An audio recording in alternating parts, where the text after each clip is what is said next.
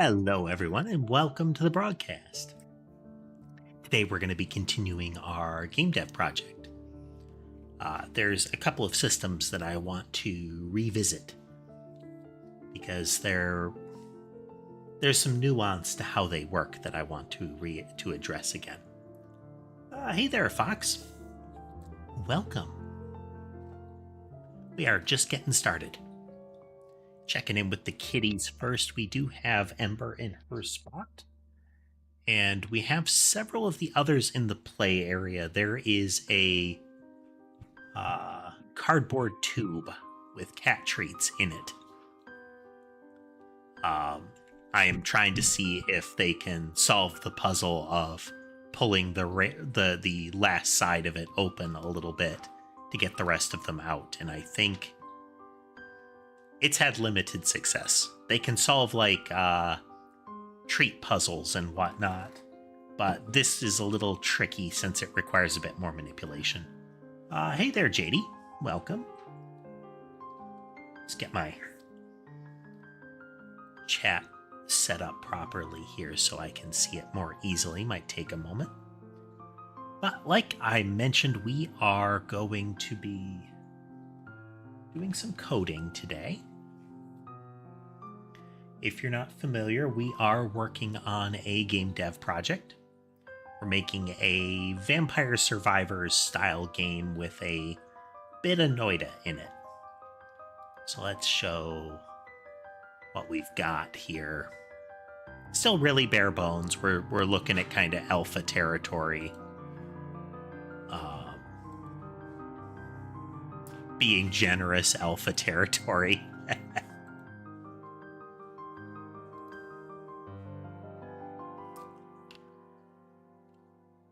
So, placeholder backgrounds, we got our sprites rolling. At least we got a couple of sprites rolling. This is bigger than it's supposed to be, but, you know, testing. But you can do things like set it up so that the weapons behave a little differently based on a sequence of modifiers.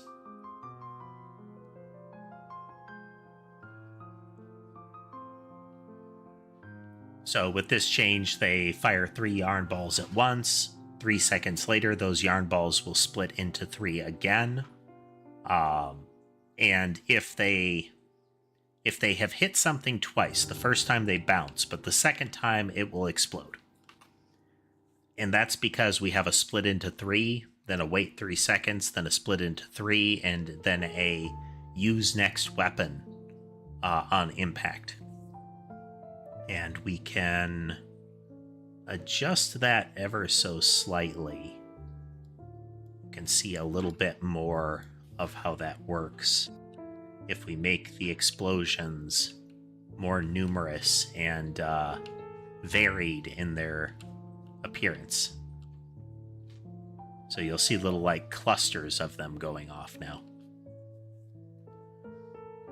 But the very bare bones of gameplay is in there, setting up the sequence handling of the weaponry.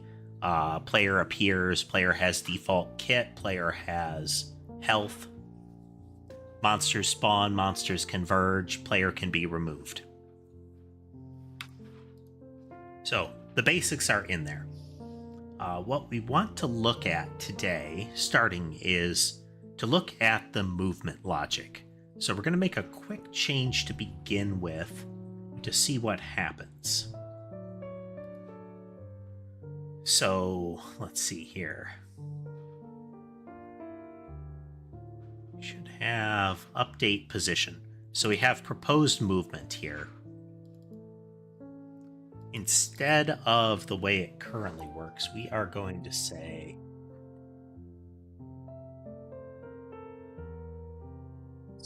to proposed movement dot normalized times 96.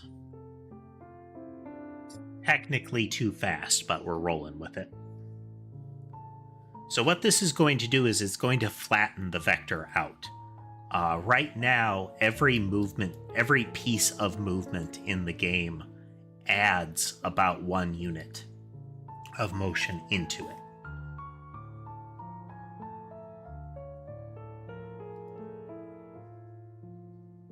Oh, wow, that is... Oh. Oops.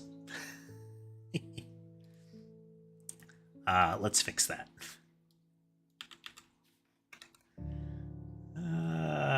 So the delta isn't being handled here.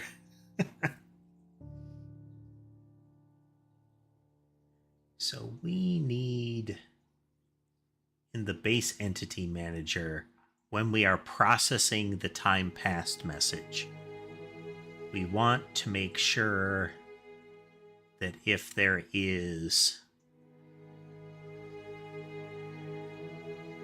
So here's our update. This is where time is going to pass.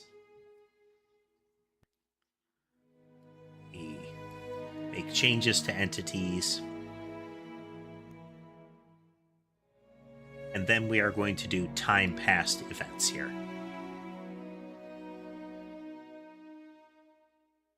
And then in the end step is when an entity updates its position. I think. Yeah. Update animation, update position. So up until the end step, we have that opportunity. Which means in the entity manager, this is a hack for testing.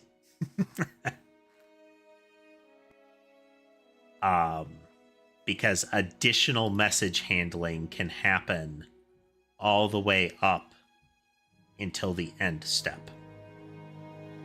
So we're going to do this here. So we say entity dot proposed movement is equal to its proposed movement dot normalized times 96 times delta.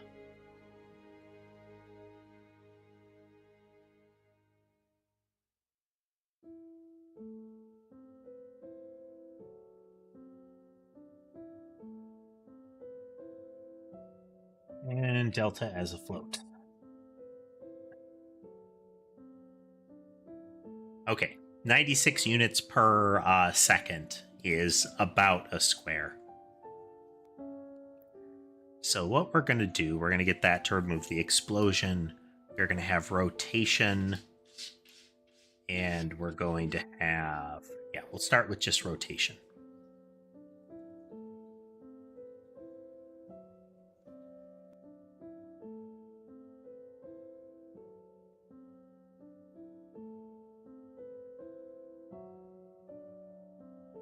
Interesting.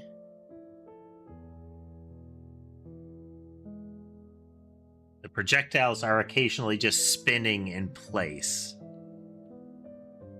Okay.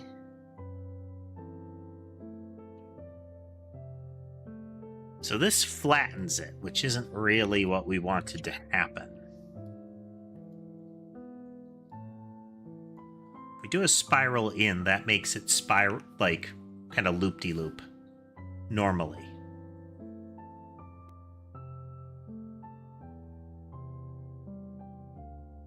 Interesting.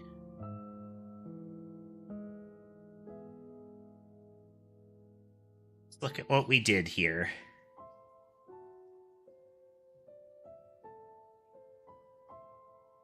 So for each entity, we flatten out its proposed movement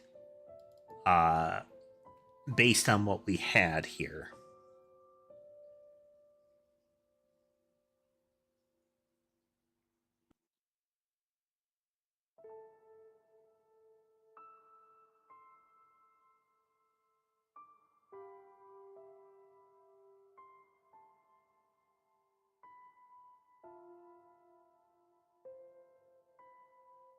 Because this, okay, this will be the delta-based movement when it comes in.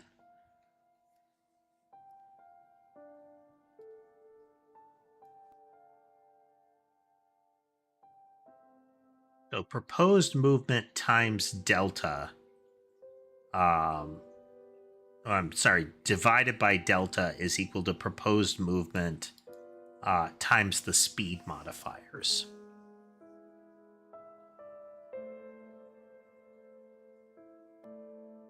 So delta is already in there.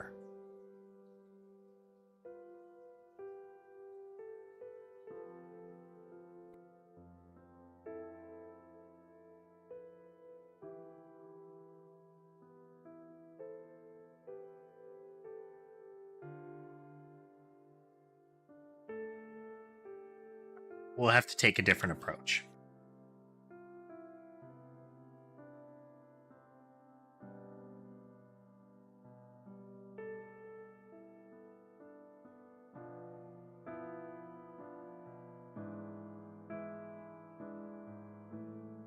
So this is going to change quite a few things as we go through it. This is why we use source control. If I totally break everything, I can revert to how it started today. Bear in mind, if you don't know code, if you aren't familiar with what's going on, if you have questions about what we're doing, just fire away. This is not meant to be a stream for experts. We're all learning together. Okay, so when the entity is updating its position in similar, this is where we are using proposed movement, and at the start of it, we are going to reset it to 0. This is how we were trying to move last. So we're going to add a variable in to go with proposed movement.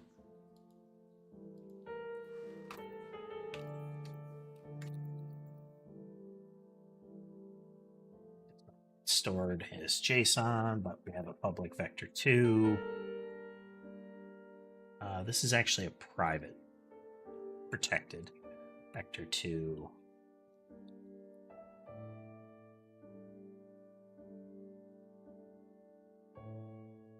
So this one only gets used in the background.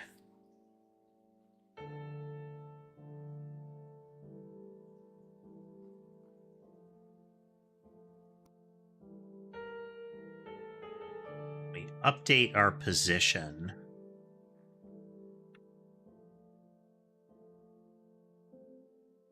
We're going to say last movement is equal to proposed movement. So we're storing this off.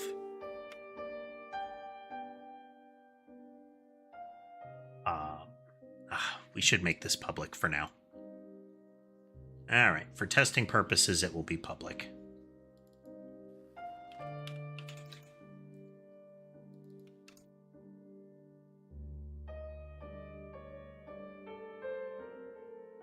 And we'll make it a property. It's ignored by JSON. Okay. Hey there, Dorothea. Welcome.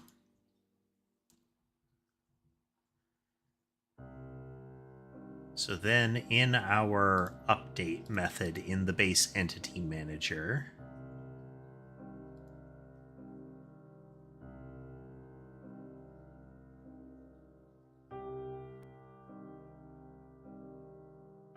no, it's in the handler in the entity still. Handle message. Where are you at? Handle message. Okay, so if it's a time passed,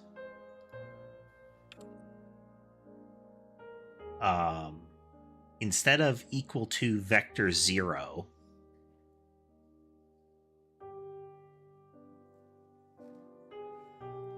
that's okay, Dorothea. You watch where you're most comfortable watching.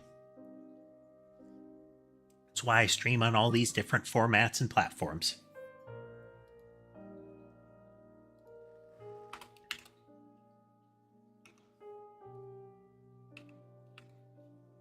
Okay, so we're going to take that and we're going to say proposed movement is equal to last movement vector 2, not 0. Last movement doesn't get updated. We're at least setting it to nothing here. So this is it remembering how it moved previously. We're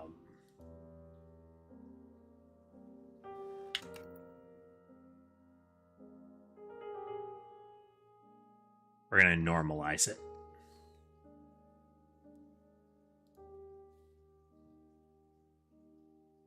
Okay, it's going a little faster than it should, but that's okay.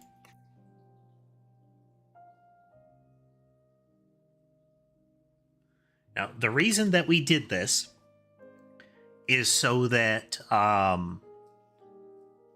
want to be able to change things like the spiral to not care about what the current movement actually is. I don't want them to set the rotation of it.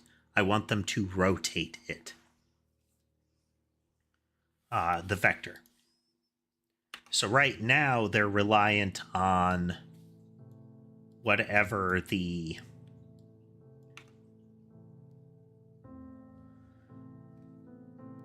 they're reliant on knowing that it should rotate a particular amount.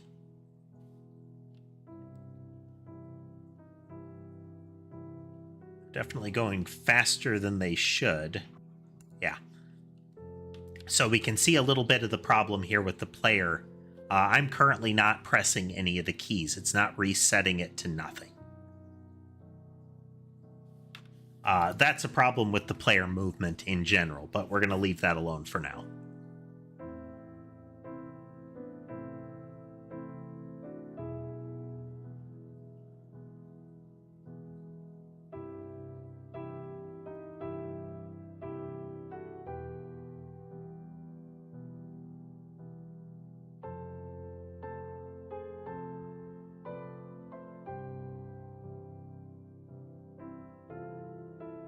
So what we want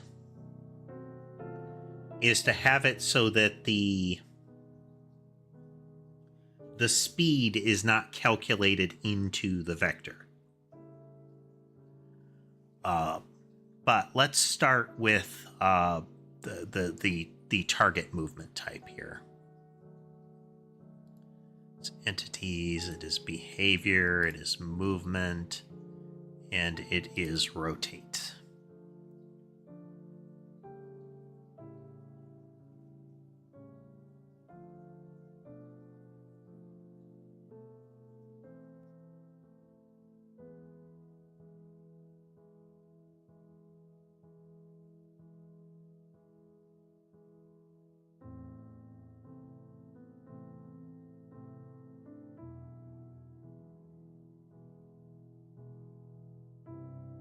So when time passes with move rotate, we're currently rotating it based on where the center is. But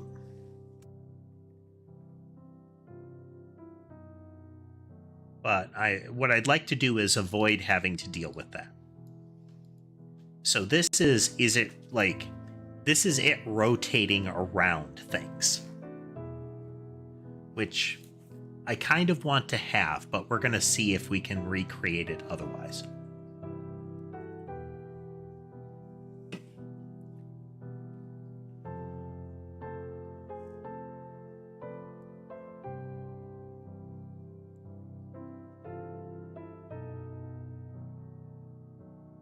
Get to move, rotate.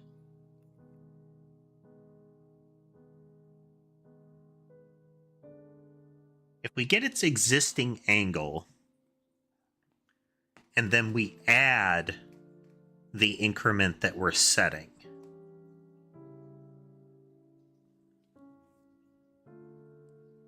because that gets us our current angle.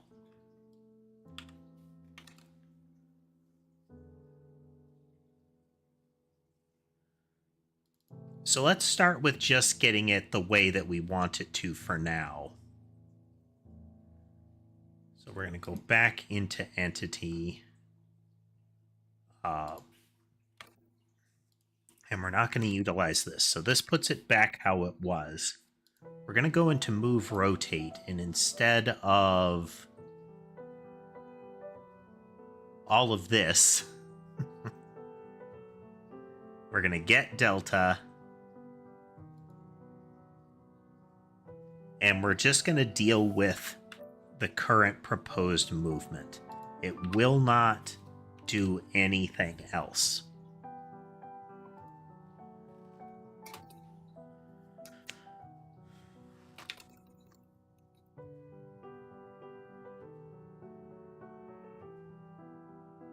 It's equal to, so this is entity dot proposed movement.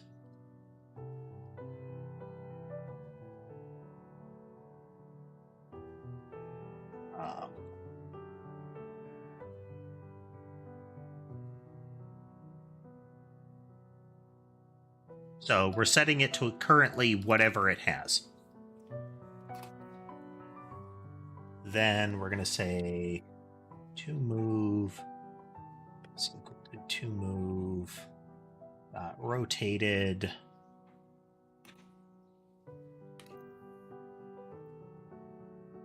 and we're going to give it to start with move dot angle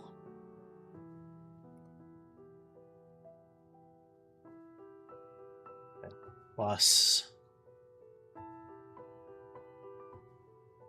radian increment.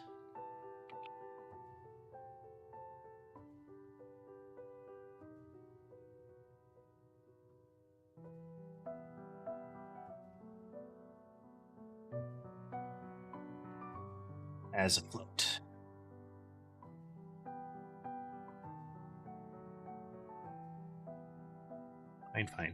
Fine. As a float. There we are.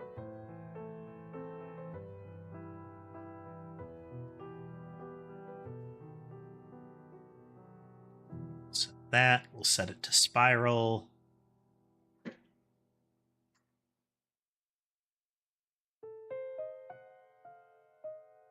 All right. We're going to go back into the entity and we're going to put this back.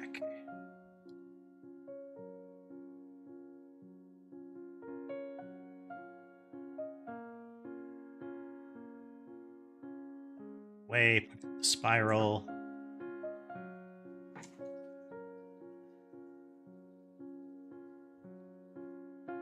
Doesn't seem right.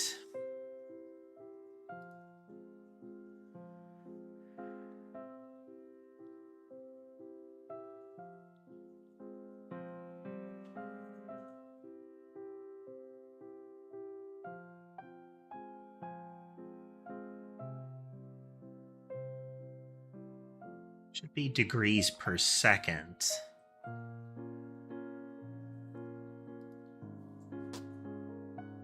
Okay.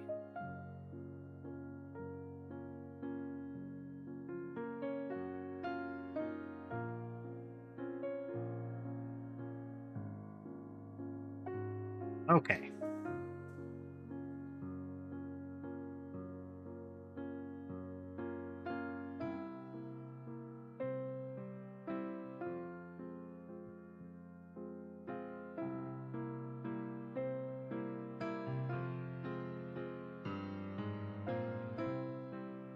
See our radian increment.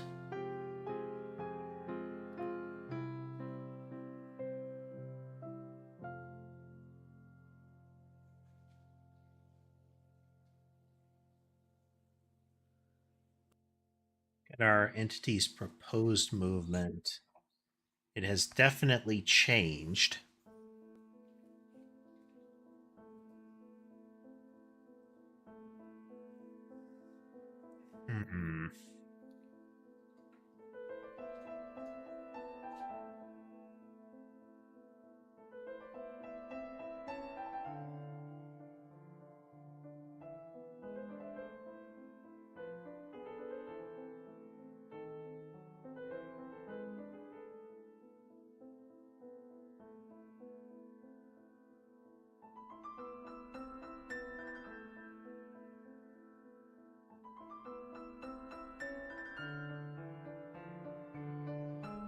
So again, what we're doing is we're trying to change it so that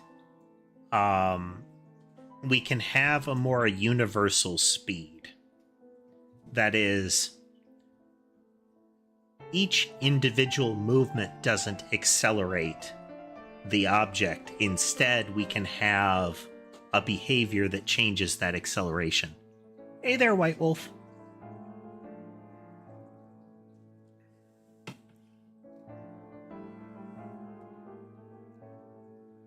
Let's see. 46064.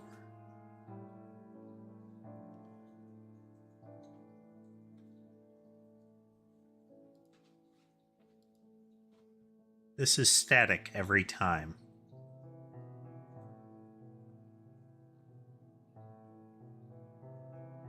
Oh. Womp womp.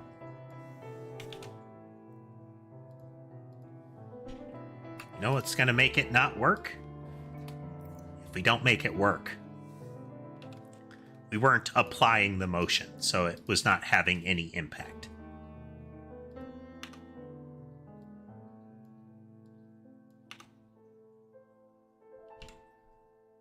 Okay, well, you're not supposed to spin in place like that.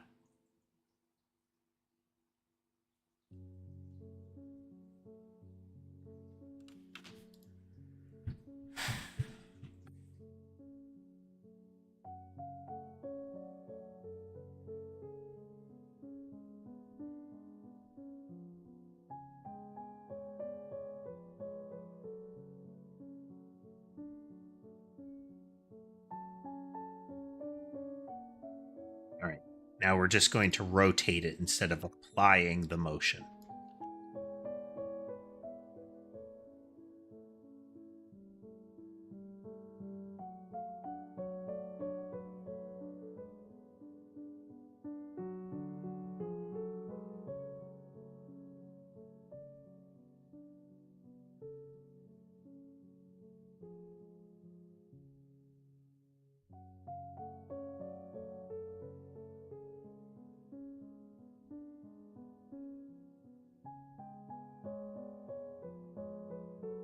This.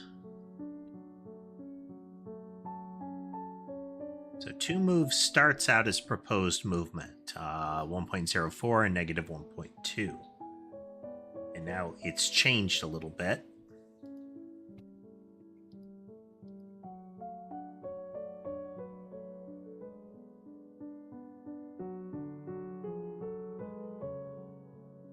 Okay.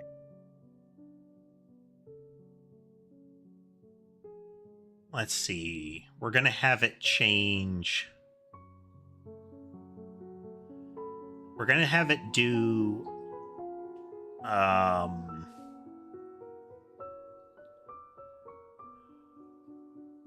let's see, half a rotation a second.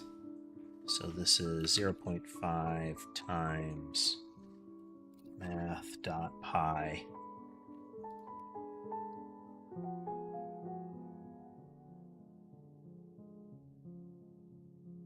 Coding is going well. Oh wow, that's a tricky one. I don't know.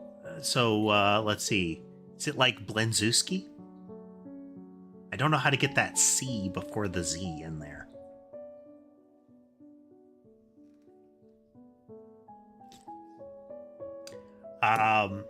We are working on a Vampire Survivors style game with modular weaponry.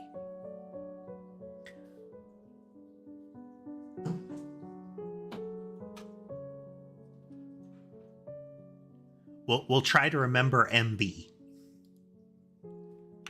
Okay.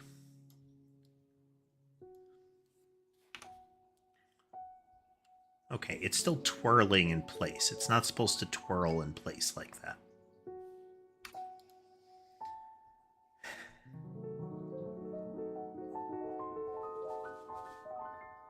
Oh,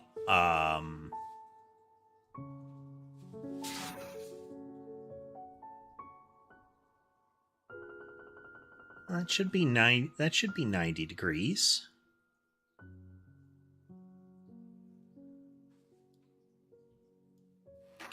Math f dot degrees to radians. 90. It's 90 degrees a second. At least it should be.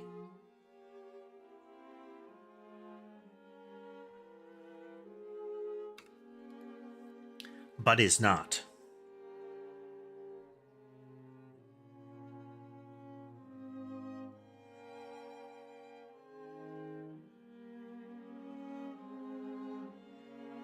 So what we're attempting right now is an alternate to the rotation. The rotation that we were using was based on a central target position, and we may still have to revisit this and keep it that way. So every one of these is based on the idea that it is additive.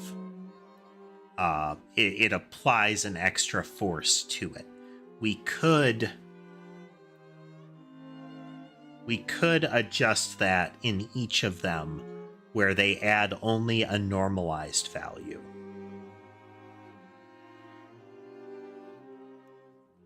Or they re-normalize it each time.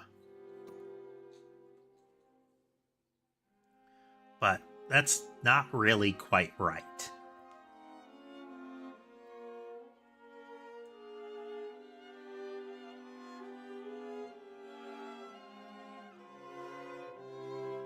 So if we look at it as movement happens as a normalized vector normally, so it's a one-based vector, or one length vector, and we multiply it by a fixed speed times the delta. Right now, we're doing all the delta calculation in time past, where we are applying all of that. But if instead we looked at it and said, okay, we are going to add... We're going to get a direction out of them. Several of them wouldn't care about the delta at that point, because they would just be adding a particular vector, saying, here is a one-length vector I am applying.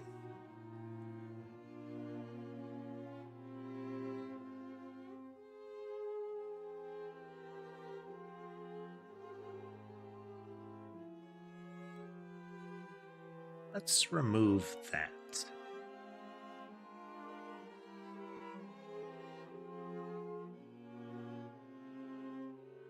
You...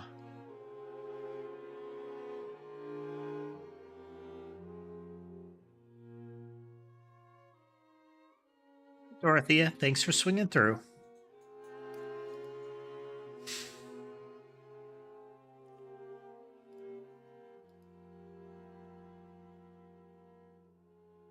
Here, let me show you what the current rotation does. Well, the unchanged rotation. And we're going to remove another little bit here.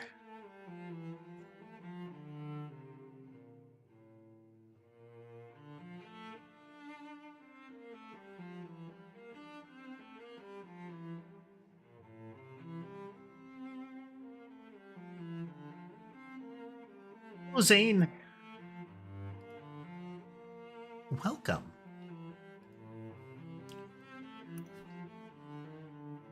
I was doing definitely break stuff. So this is existing rotation. And this works. And I feel like it does what it's supposed to. So maybe I should avoid breaking it, you know?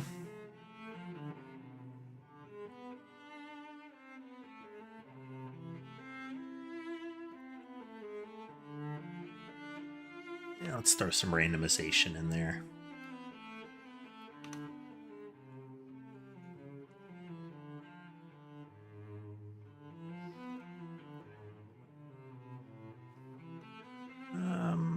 Better randomization.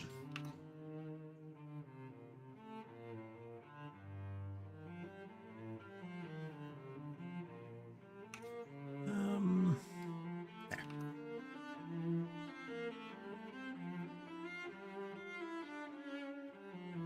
Yeah, let's strain it a lot.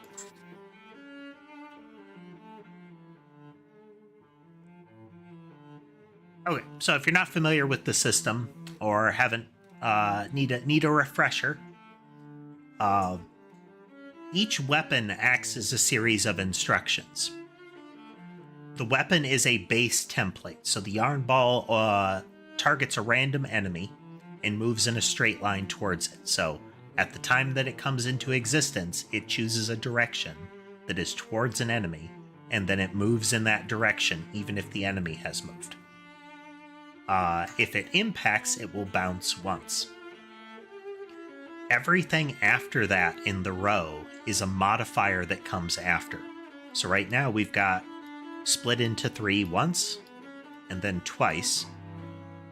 We have a move in an outward spiral, and then we've got a move in a random direction. And we have a every 1 second fire the next weapon. So these two split into 3s say during the first frame that it's alive, it's going to replicate itself 2 additional times. They're going to fan out in a 90-degree arc. Then each one of those, when it hits the next instruction, is going to split into 3. So at this point, we'll have 9. This is all within effectively the first frame. And those only happen once. Then each frame we're going to move in an outward spiral, so we're going to steadily from the center, which is determined by how it's moving up until that point, we're going to be constantly kind of pushing it perpendicular,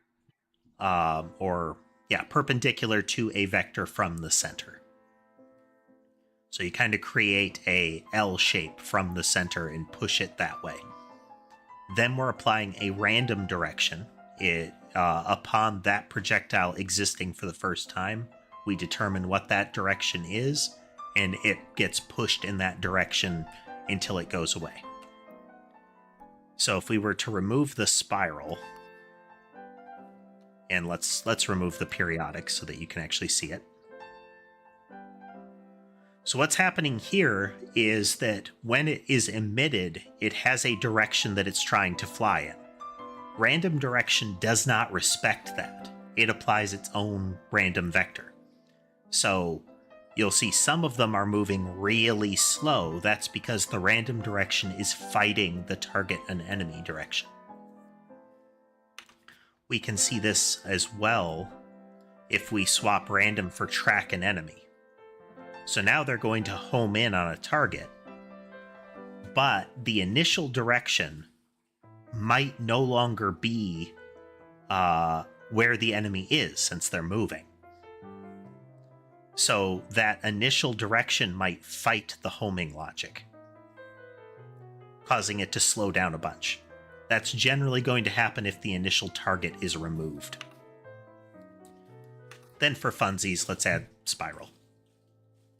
This is spiral in. It tries to converge on its center point. Since the center point is constantly moving outward, then it kind of loop-de-loops towards it. If the center point were ever to stop moving, it would converge inward on it.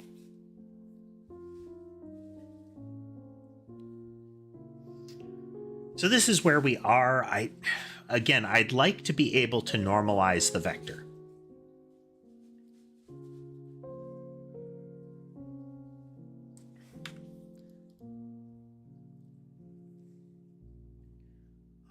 Such that here, let's revert what I was doing because none of that really needs to stick.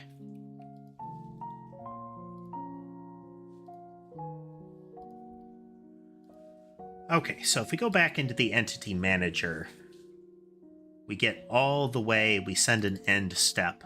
This is where things are going to move. So it gets end step, it updates its position. But if in the entity manager, during the prior part of the step, this is in our time passed portion, this is going to give us a delta. By the end of this, we have how the entity is going to move. This is hacky. So this is how the enemy is going to move at this moment. It will be delta, it will be a delta fractioned speed. So in theory, if we do this,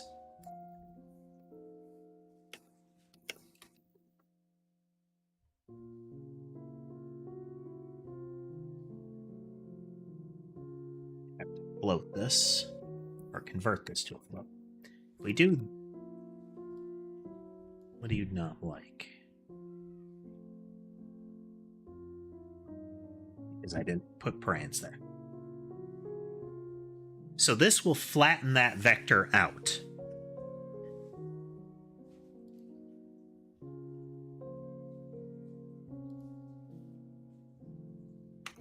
So we've still got existing motion going. I'm using this on impact to get rid of the explosion so I can see the motion more cleanly.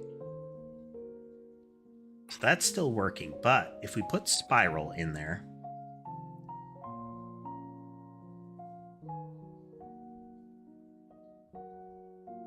spiral is very, very slowly having an impact. And it is periodically causing it to spin hard.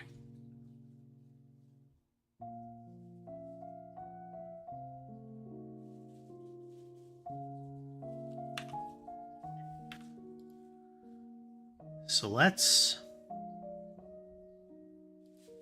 look at this a little further.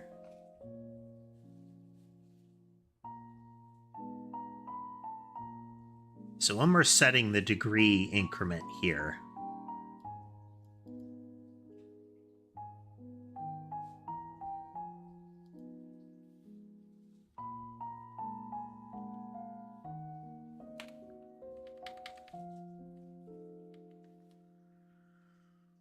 we are going to force this to be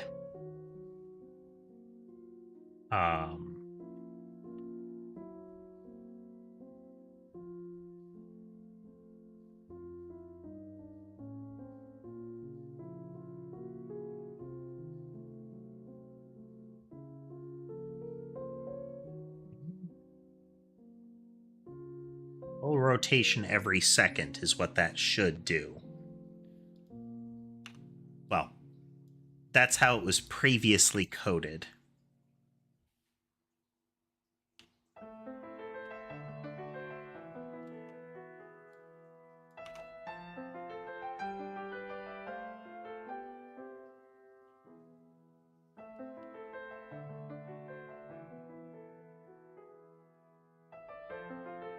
Like there's a point in their lifespan where it just rotates them 360 degrees fully.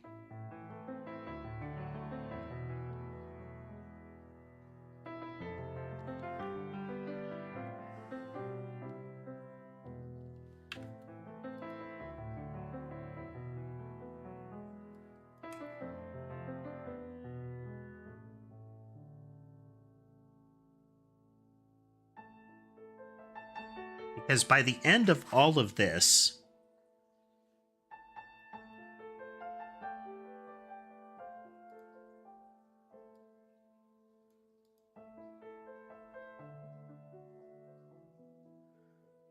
we're setting it up and we're creating a vector here.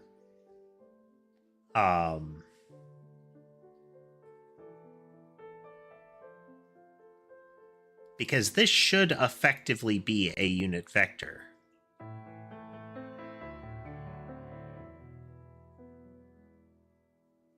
Oh no, speed doesn't mean the same thing here.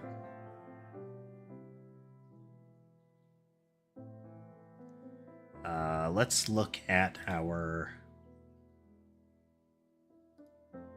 Let's look at our data file for rotate.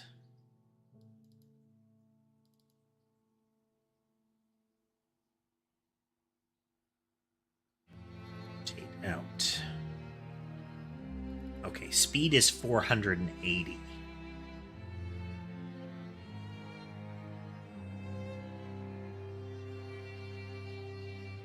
Because speed is handled differently in this logic.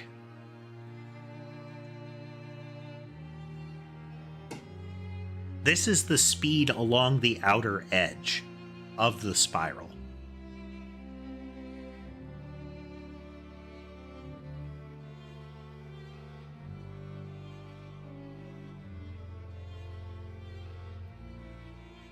Which makes it more noticeable.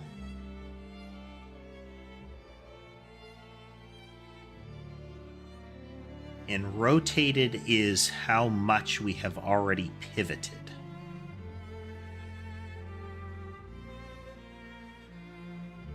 Sorry, no. Rotated is our point of reference.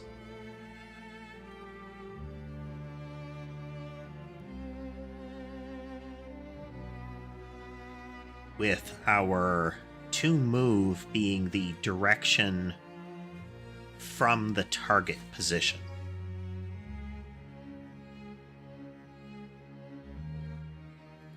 Sorry, our direction to the target.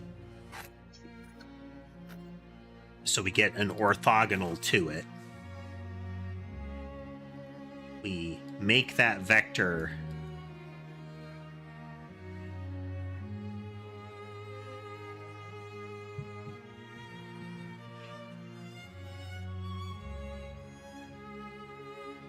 Oh. There's more. Okay, no, this is a normalized vector. So this is just pointing at it. We get an orthogonal. We make its length based on the speed that we want to be around the edge.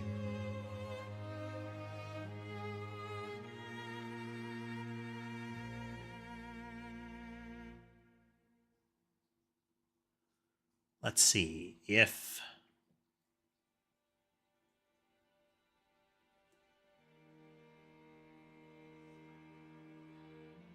All right, let's change all the moves here.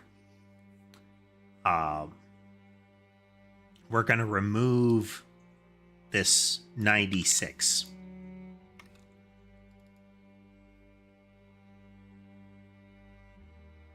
This is a rotational factor. This one changes the current motion. It does not add to it. This is something we'll want to mess with later. Zigzag and wave we want to mess with later.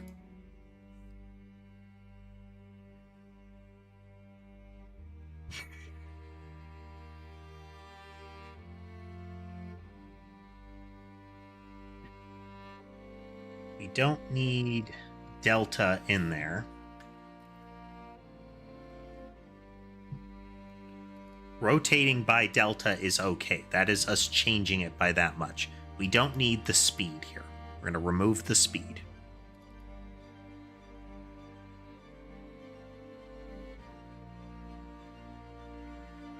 Same way, we're going to remove that delta. Again, source control, we can rip all of this back out. We'll leave the player as is.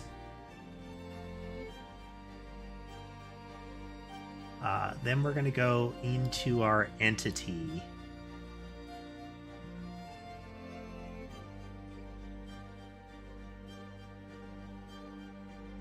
So if it's time passed, we're zeroing out the motion.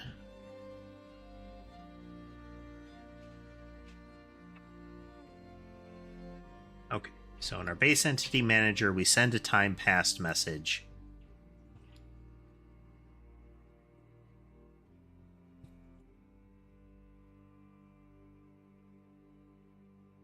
So this is where we're applying the overall speed to it.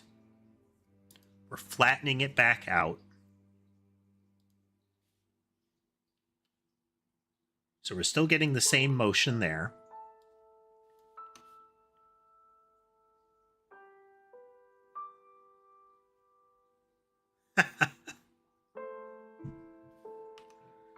Well, that's not how they're supposed to work at all.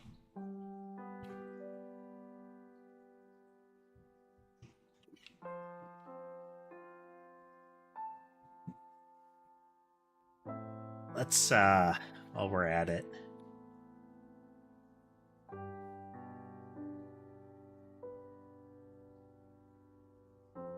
Enemy.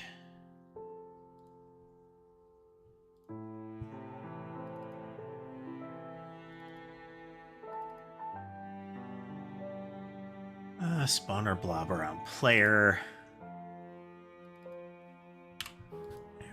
One a second.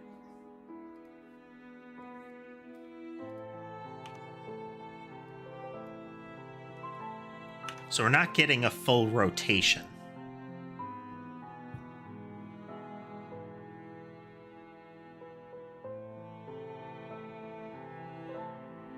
There's a moment where it kind of bounces. Like it rotates around, boing.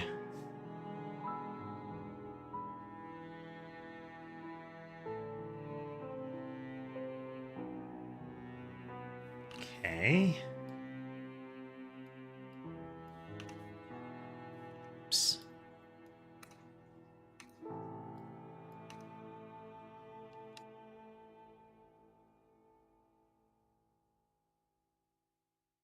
We can see the same thing here. They're not spinning, they're kind of bouncing.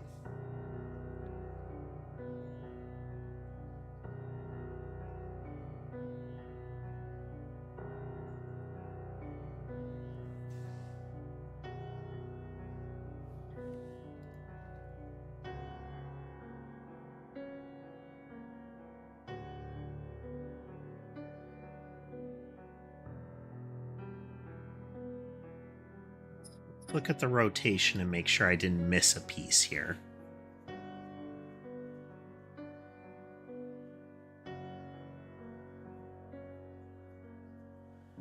So it's rotating relative to its center point. But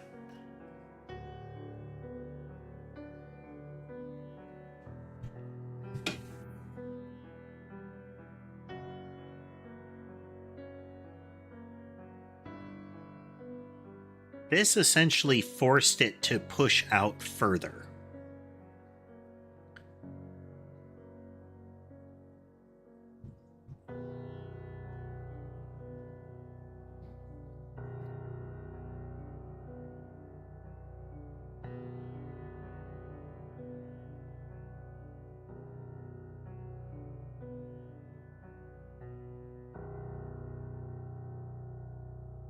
So we're taking its base rotation. This is if it gets spread or something like this. This is another element that I want to work with.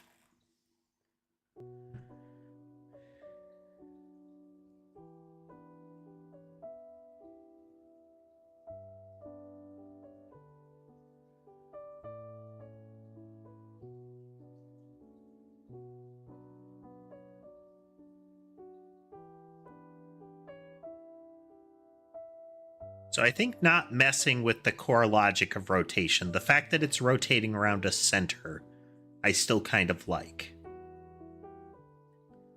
How we can normalize it to be fixed, that'll be tricky. How we'll deal with a radius of rotation kind of thing.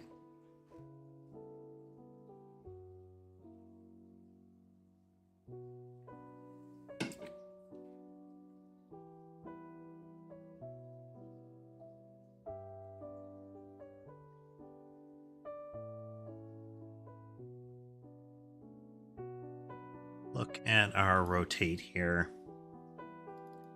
That is 360 degrees a second is what it should be.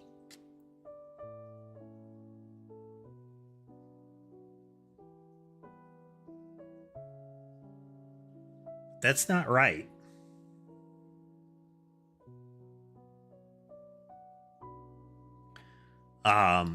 Because this increment here is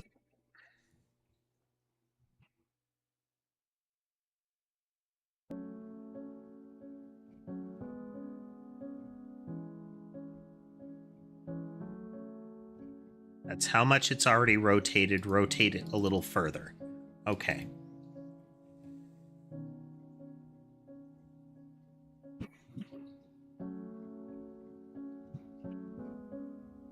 Let's make this fixed value here.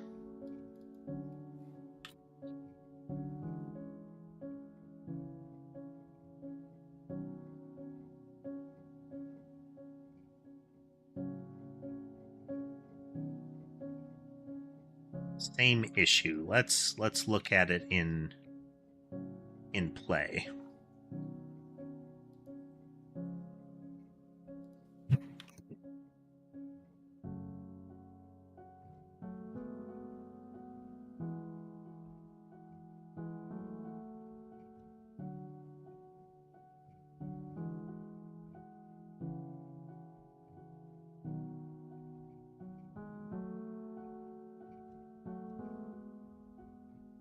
It's at 0, 0. It's trying to go to 0, 0.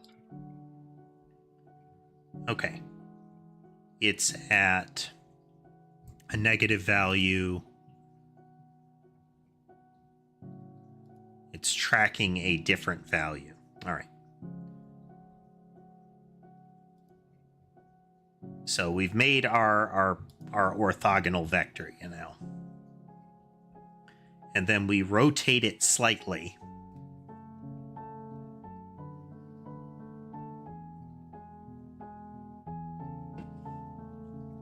But why is it snapping around?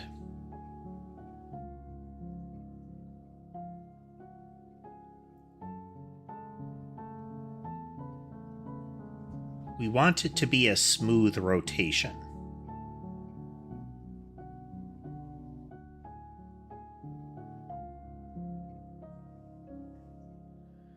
And rotated shouldn't care if we overflow.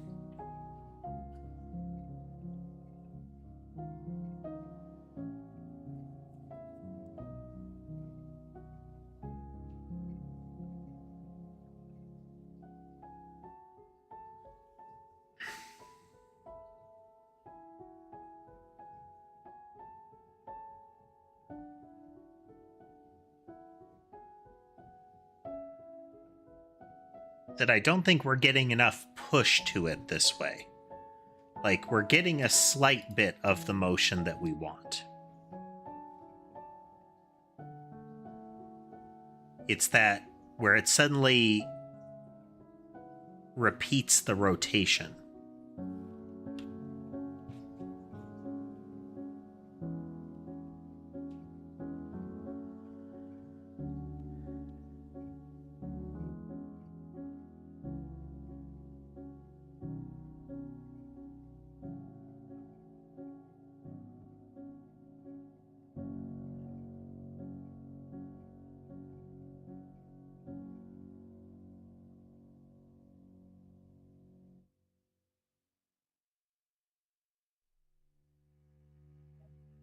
Take the guy in for a checkup, see if they can get him in. He's got kind of runny nose or something. It's very, very sniffly.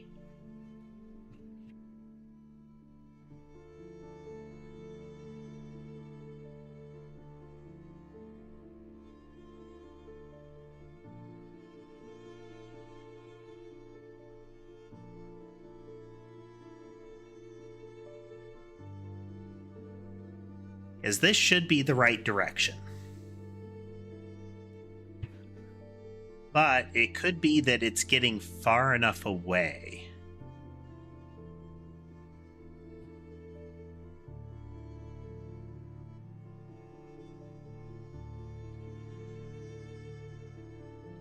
Right.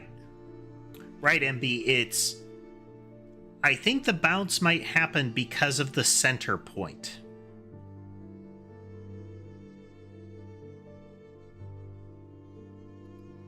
It's right now what we're doing is we're drawing a line from the ball to where its center point of the rotation is.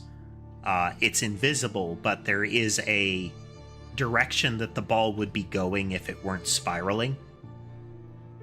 And that position, that sort of that point is its center. So in effect, usually wherever it currently is, or that kind of thing.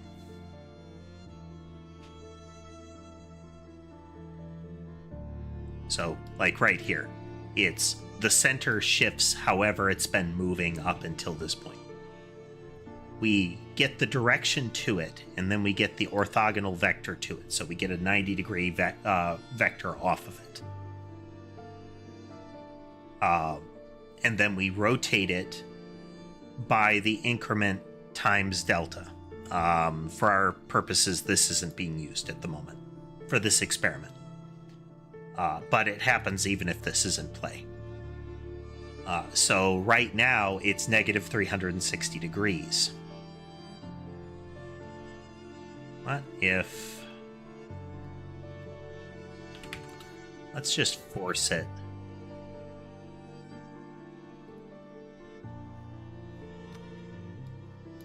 Just to see what happens.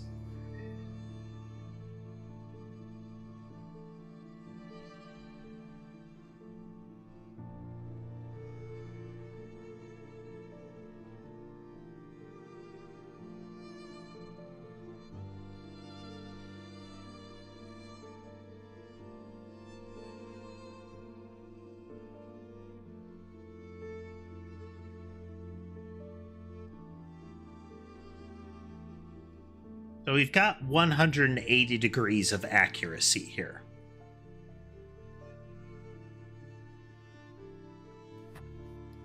At that point, it snaps back around.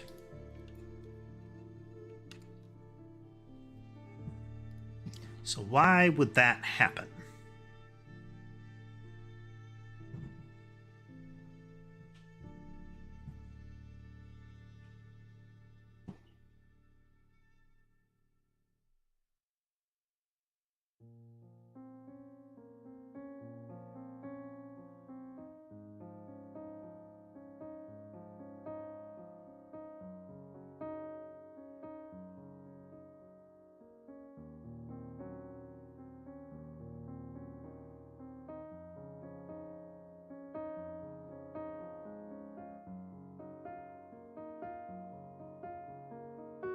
Why would it ever get to a point where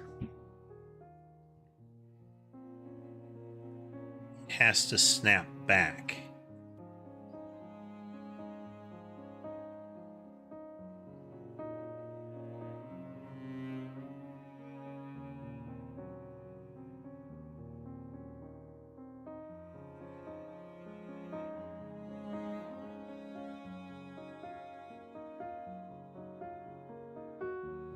There's no real bounce happening. It's that our...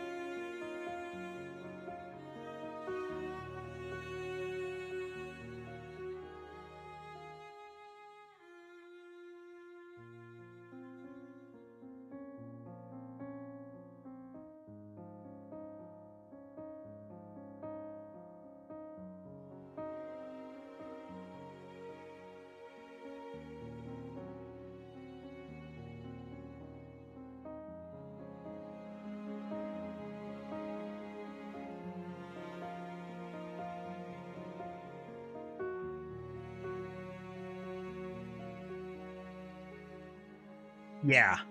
It's, we also want to make sure, part of what I'm trying to accomplish is that the sequence of motion should always matter. So spiraling before moving randomly is different than moving randomly before spiraling, kind of thing. So we always want it to be considering everything that has happened to that entity up to that point, and recreating it will skew that.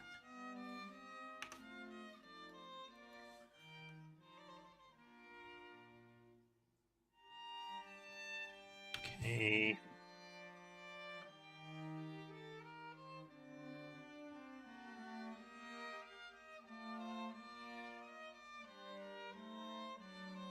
Let's get that first one.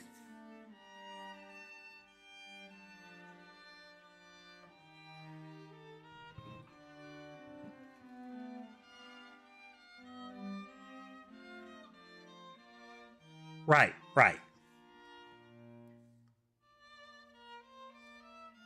It's extremely tricky to debug this way.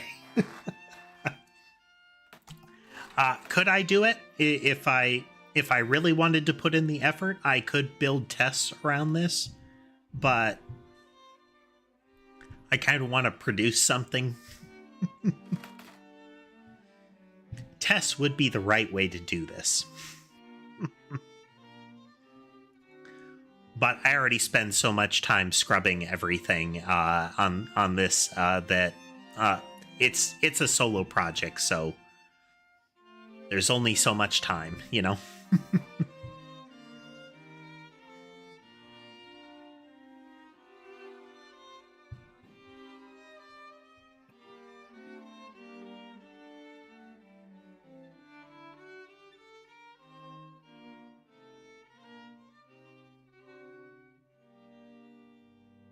Delta is routinely going to be a fixed value.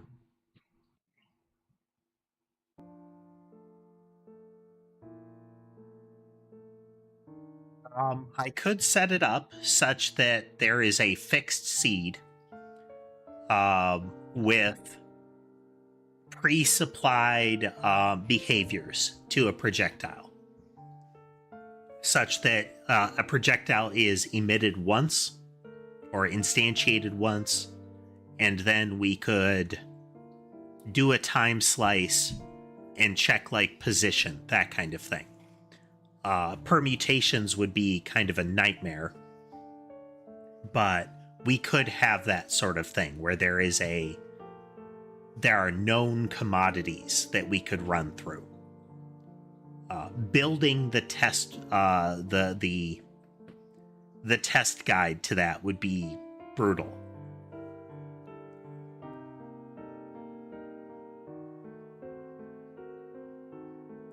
But we could control it effectively. Say, okay, this entity is brought into existence. Here is a delta, a known delta. We could say a delta of 1. Give me the output proposed movement, that kind of thing.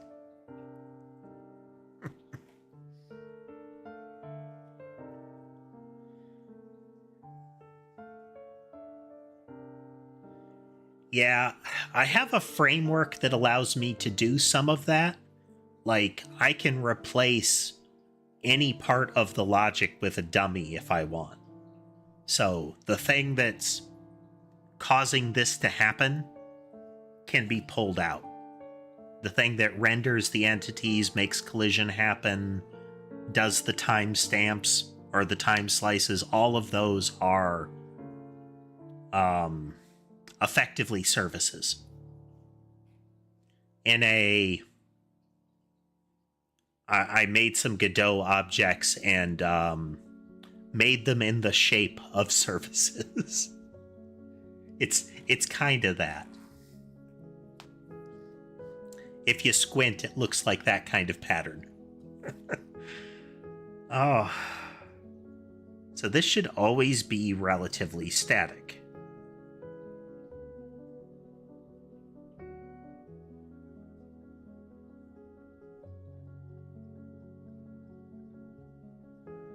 But because we're normalizing it, we're not pushing it in a circle.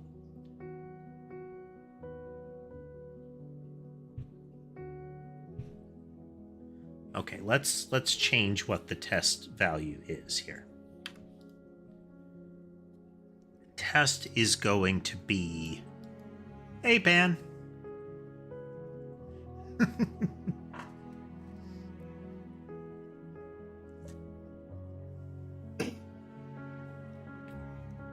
Our general goal here is to be satisfied with what I've got. And I want to make sure that it does what I intend it to do. Go ahead, Pam. Okay, so if we have to move dot angle plus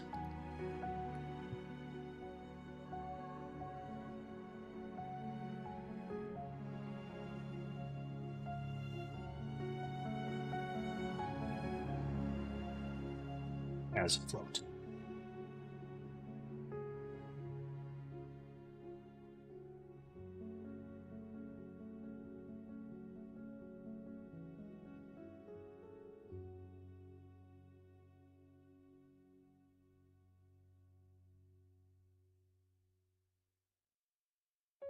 Why is it snapping back is the question, you know?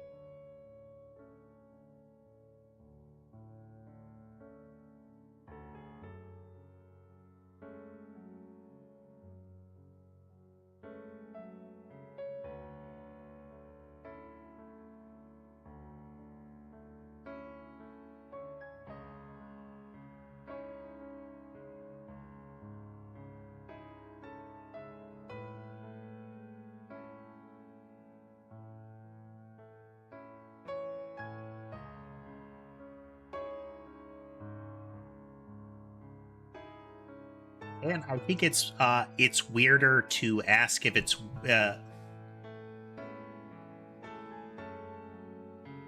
if it is a person that you genuinely consider weird. It's strange that you would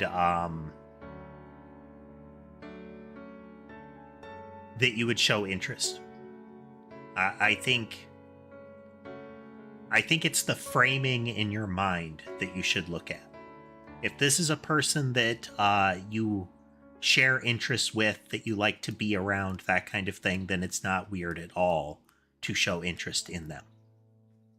But if you consider what they are, how they behave, strange, then you have to look inward at yourself and figure out what your actual stance is, because you're presenting kind of a conflict. Now, if you're just using weird in the terms of, you know, this person's a nerd kind of thing, where there is a general classification that you're making, then that's different. But I think terminology and mental framing like that is important. It's the words we use and how we think about other people matters in our relationships. You can create an atmosphere that is either that could be toxic, could be unintentional, just could be something that you don't intend, you know?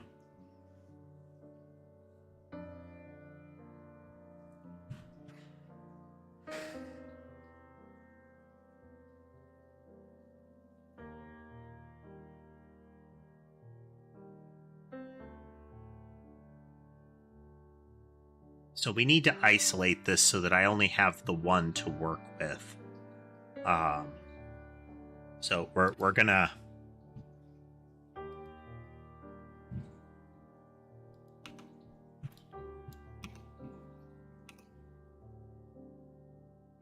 Okay, there is only one that's spiraling now.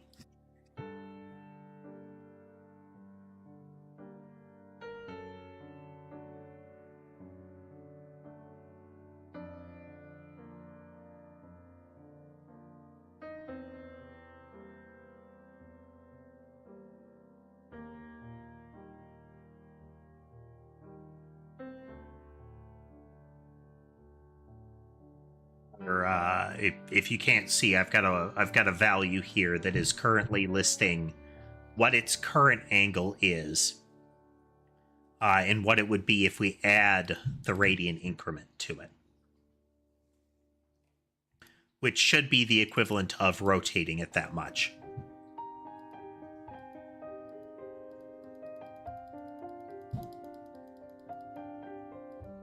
Okay, it just snapped back around.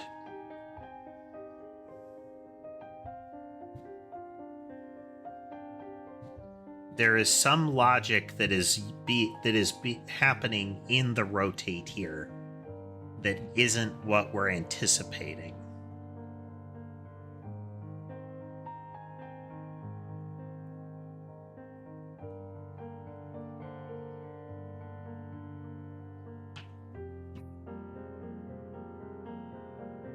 There's something in this logic that isn't right.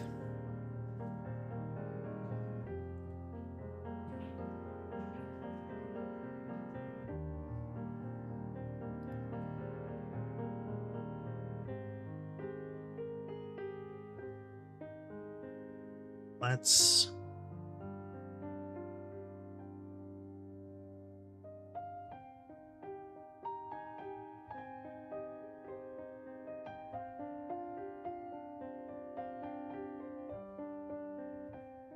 close movement dot rotated.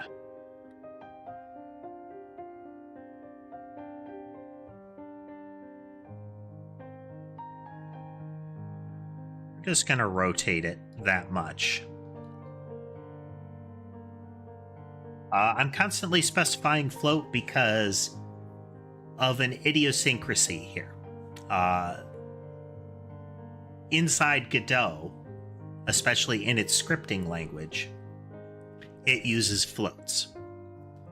But in the C# side, it primarily uses doubles for things like delta and similar, but the objects, the Godot objects like vectors and whatnot, use floats.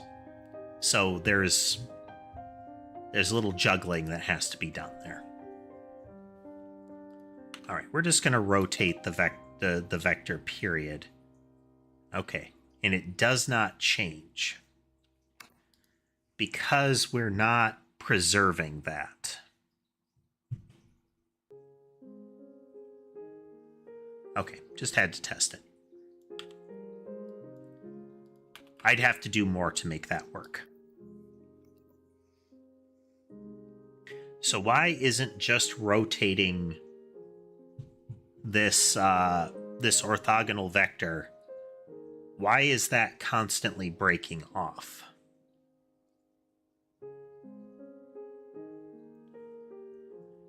And the only thing that I can think is that after a point...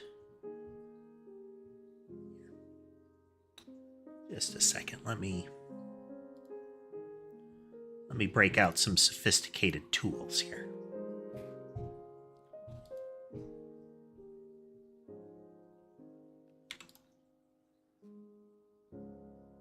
Okay.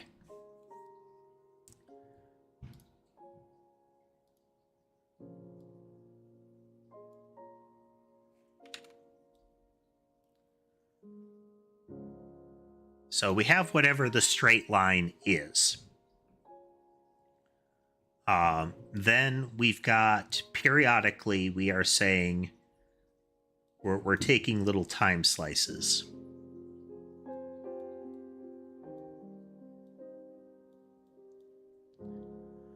Then every so often we check and say, what's the orthogonal vector? And then we rotate it slightly. And then so we're going to end up here. Then the next time we calculate the movement, it is like this. Kind of like that. And we're going to end up kind of here. And then the next time we do the same thing, and we end up kind of here. So you can see this general arc happening. So the question would be, is it that I start to fall behind?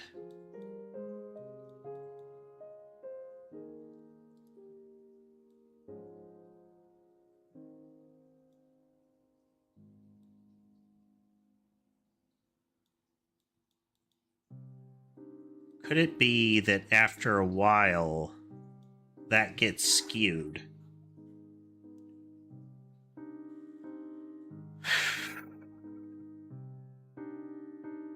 such that it's going...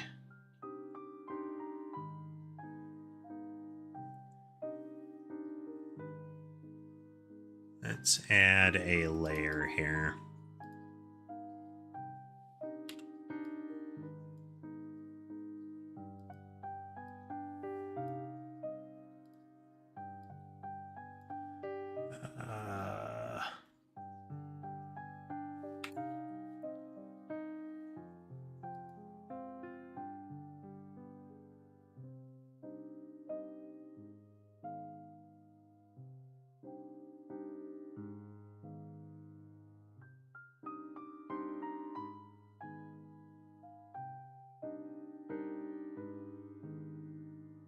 This again.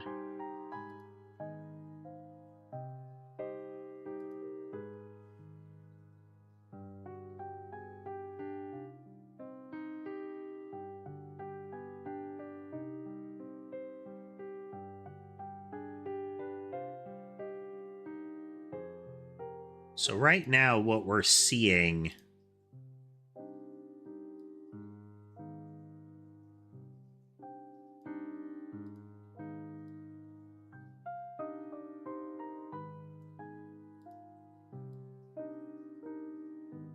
is kind of this upper half here.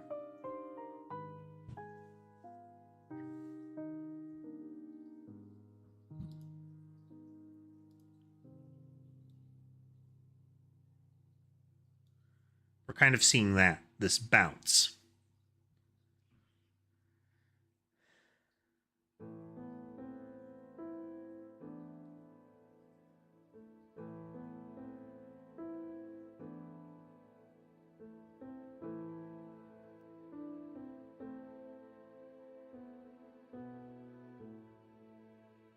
Which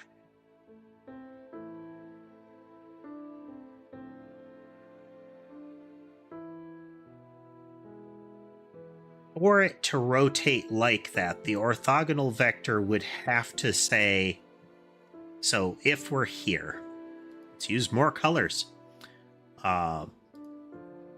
If we're here, let's say the target is here.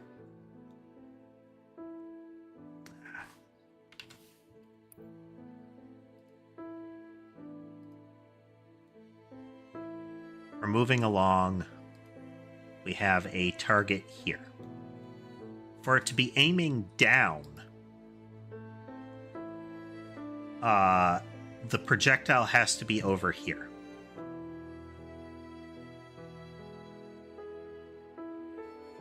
Because that creates this. In the same way,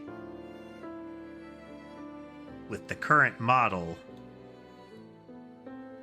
it will always be this kind of pattern, where to be going up around the target, you have to be before it in space. And to be going down, you have to be after it, or to the right of it. More or less, there's fiddliness as far as how the calculations are happening, but this kind of thing. For it to snap back, that would mean that the blue would have to pass this way and reach here when it's heading down. So I think that might be the problem. Because we're normalizing it, and we're not, like, previously this was greatly multiplied. This was like not quite 5 times faster than the projectile normally went. Like this, the vector along the orthogonal here was big compared to this speed. But now we've made them equal. So the angular velocity here, the speed around the edge is much lower than it was.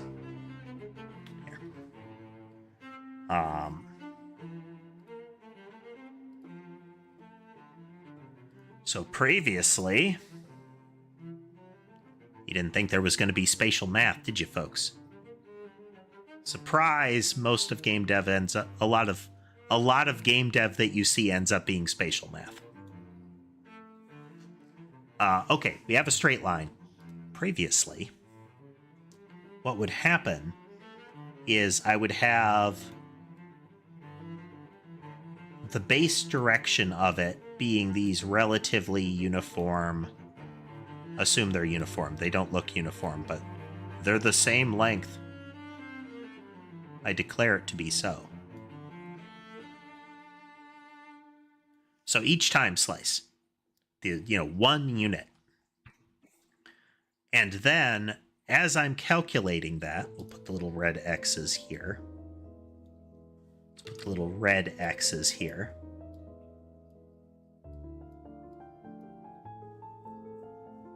Hey, Iger. We're doing some math.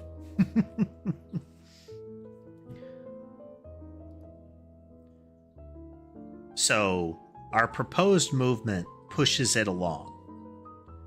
And we're saying, like, okay, where was it? Each time. So here's our current proposed movement. And our current position is back here. Each time. So assume it's back 1. So we do our calculation. And we get that direction and we say, oh, the direction is up here. And we're going to rotate it a little. So we're going to say, this is how we want to push the thing. But the actual speed we use is more like, that. So this has a much bigger impact on where it's going to end up each time. So we combine these two and we end up kind of here for the subsequent one. So then we calculate this line here and we end up pushing it way out. So it's because the rotational vector, the outside edge, had an outsized impact that we weren't seeing that. The current calculation doesn't work if the movement speed doesn't line up properly, because we can't just kind of slingshot it around the center point if the center point might outpace the rotation. If that happens, it just bounces. It snaps back to this side of the rotation instead of this side of the rotation.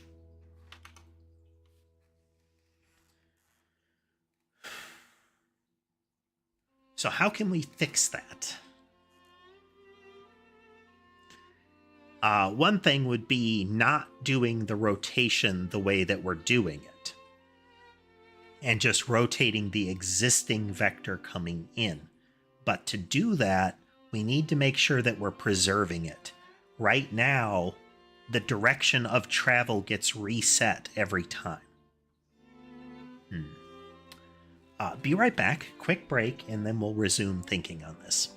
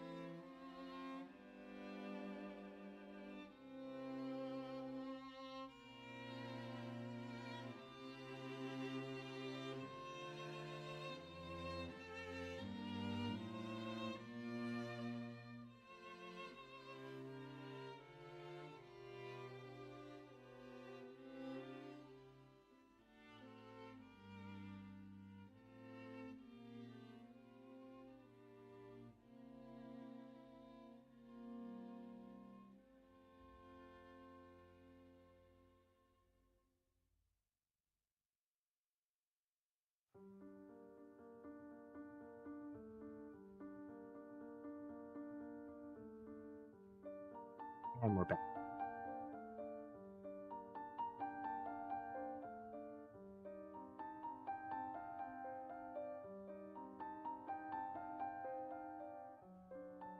So if we're going to have this logic change the way that we want it to, we need to fundamentally alter how the movement happens. And that's where, okay, let's reset to clean here.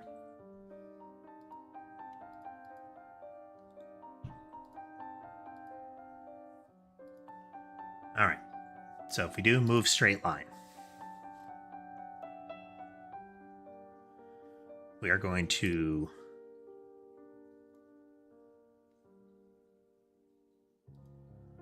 remove any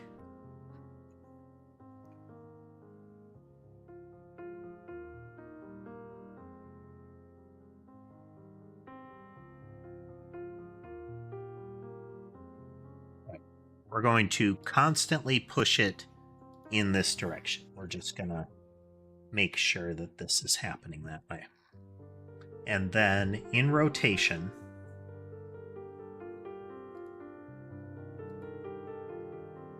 we'll keep doing these, but to entity proposed movement rotated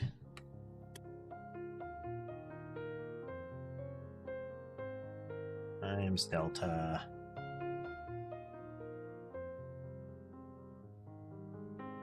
as a float.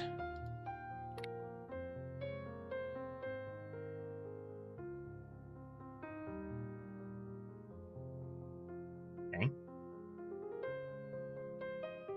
Then in the entity,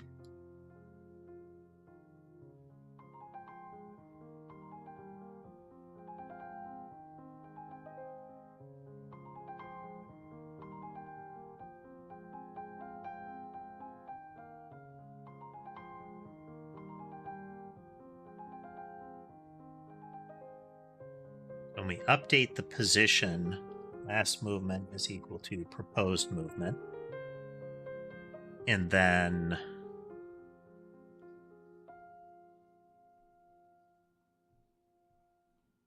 at the beginning of a time passed message,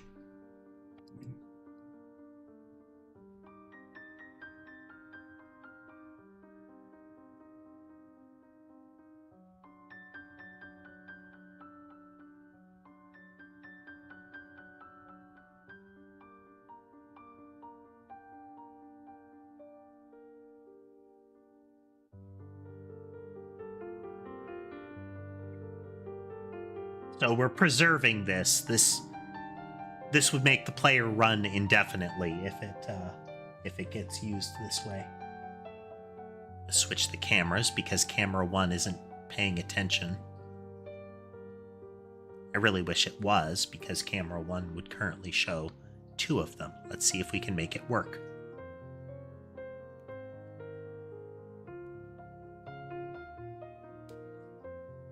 Camera 1 is first against the wall when I get new cameras.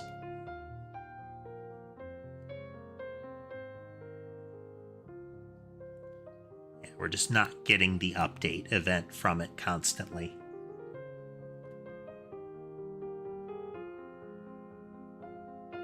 Now, it could be damaged cables. It is one of the ones that's most in reach, but oh well.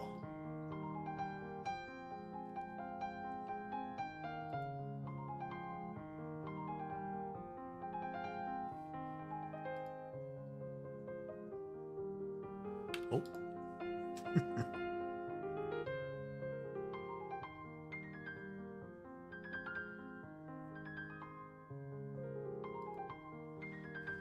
Normalized times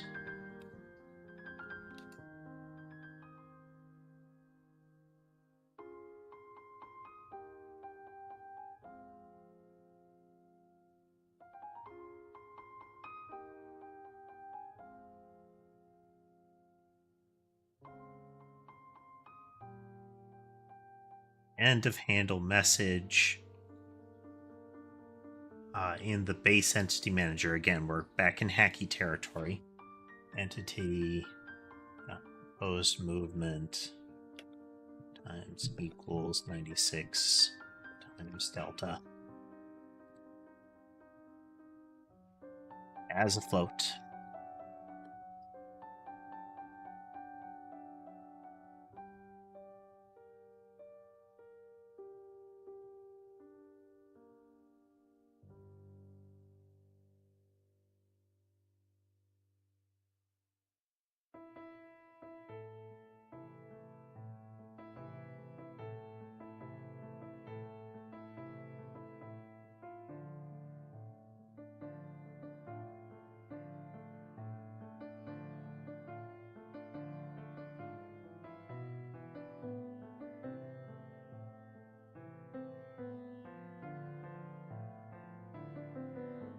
Do this. Normalized times that.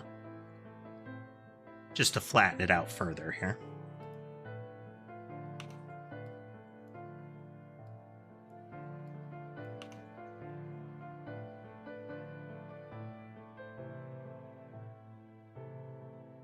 Okay, we're getting no steady rotation.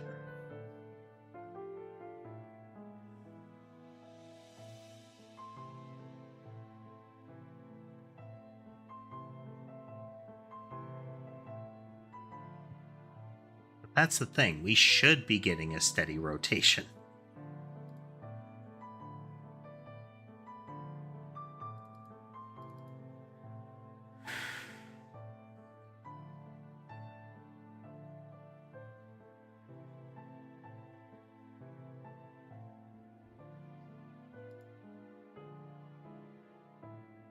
Let's go in again.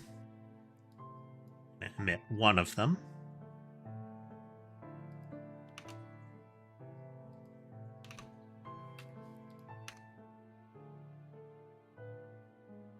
Button.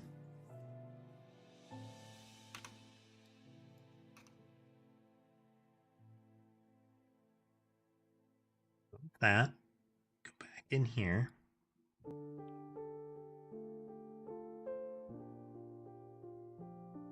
Now we can also see this is breaking the explosions, so.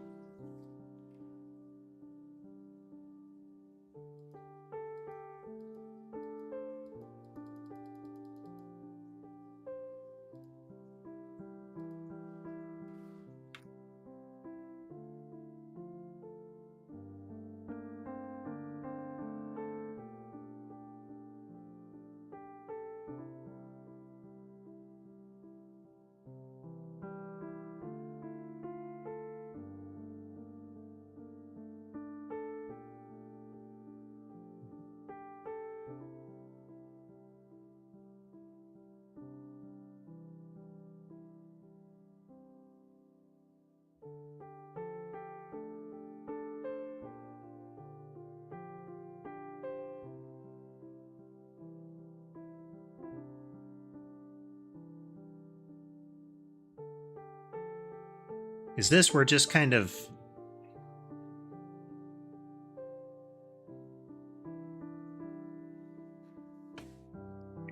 so the goal that I'm working with is to make it so that the speed is independent of what all of these are doing.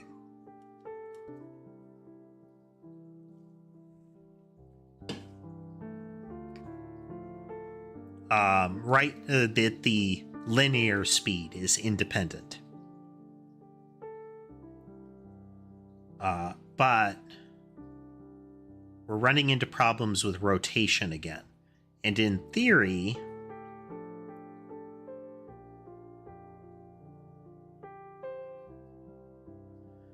it spits out the rotated vector. We pass in our radian rotation value.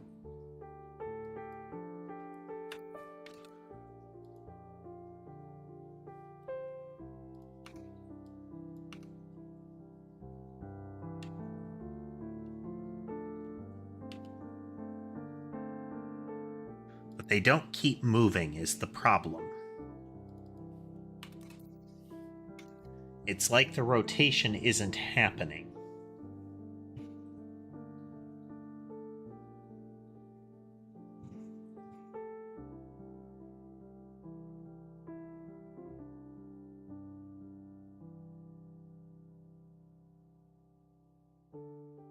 We get the rotated value, we add it to the vector, each time.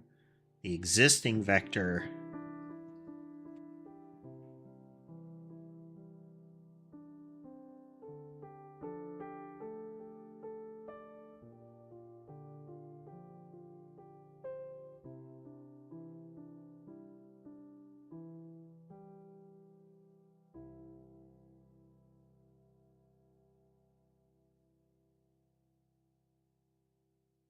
should matter.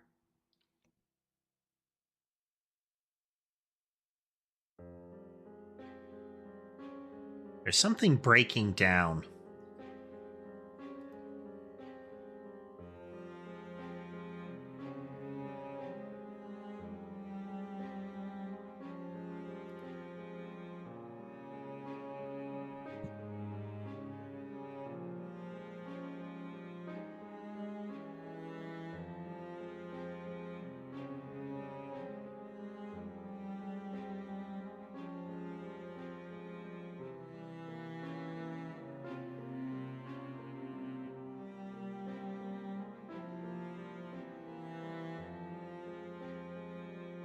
Something.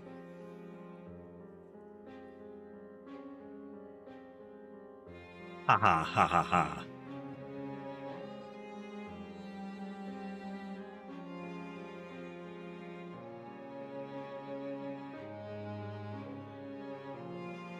How we were moving, we clear it out so that we cease moving.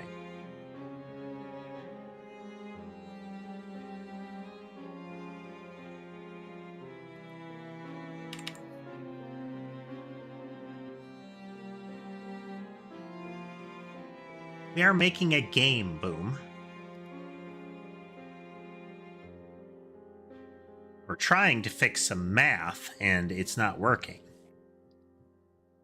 We're trying to change some math, but it's not working.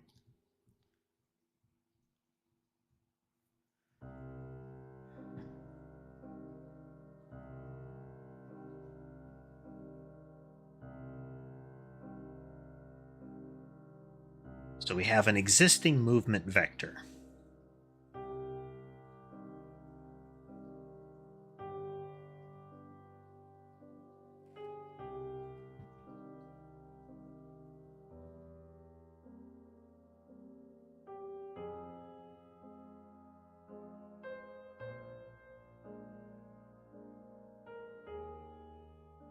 Adding whatever the target direction is.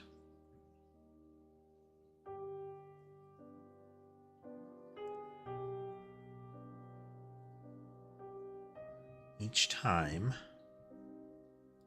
And then we get in here. The rest of this is irrelevant. We're overriding it.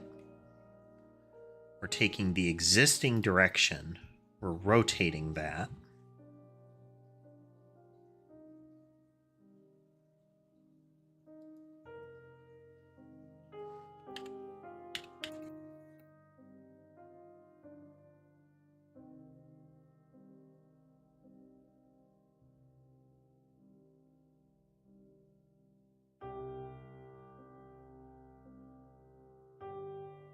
No impact. Why is that? Why is that the case?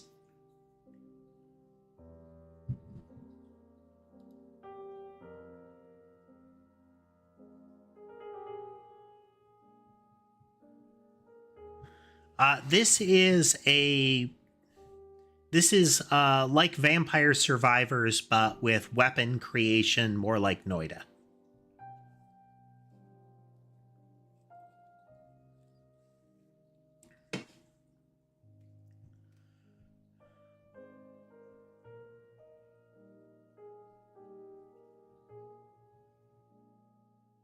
I hope it ends up being that way, Boom. I hope it does end up being great. I'm going to try to make it that way.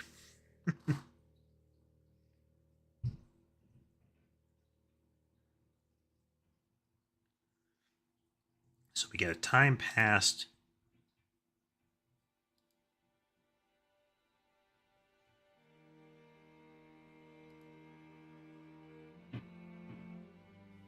That won't work because that'll hit everything.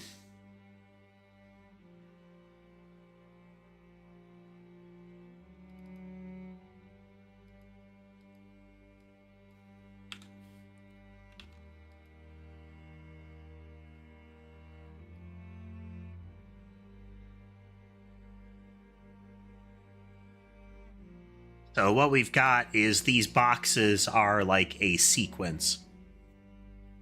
Whatever's socketed in each one, it's handled left to right. We start with whatever the weapon has. Then we add each of the little things to it.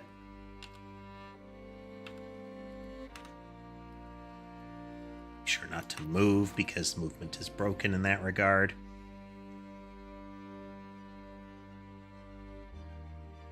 The puzzling factor is why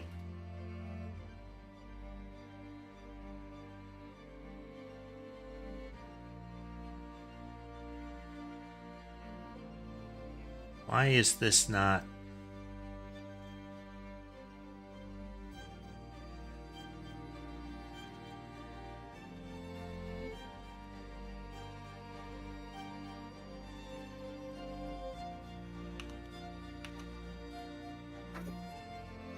poke this a little longer, then we'll consider a different way to approach it.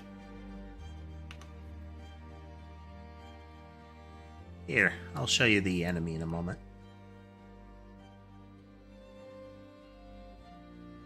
Messed up the test here.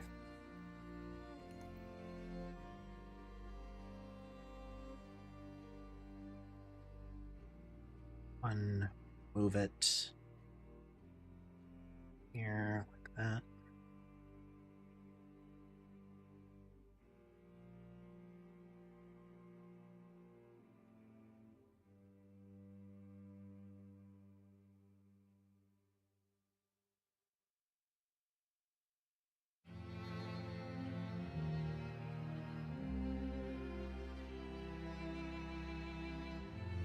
Let me see if camera 1 will show, Lore. Camera 1's been kind of busted today as far as the cat cam. Let's switch to all the cameras. A little more reliable to get it to wake up. Not guaranteed, though. Molly is, let's see. You are looking in tall format, Lore, so upper left corner. You can see Molly is laying on Ember.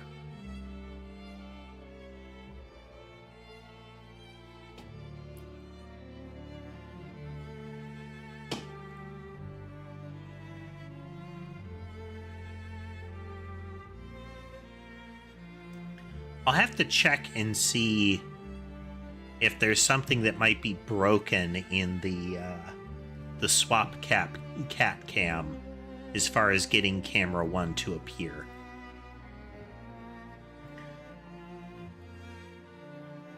Hey, Lunar.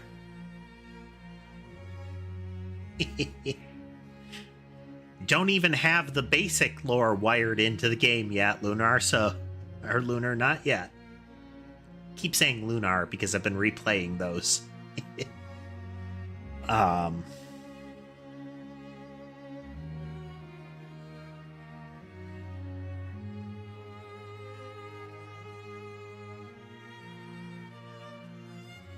Opposed motion is always going to be the last one plus the... Yeah. This is never going to be enough to really impact it, I think.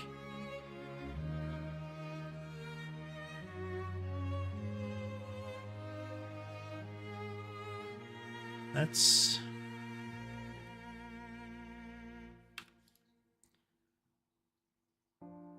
Huh? Okay.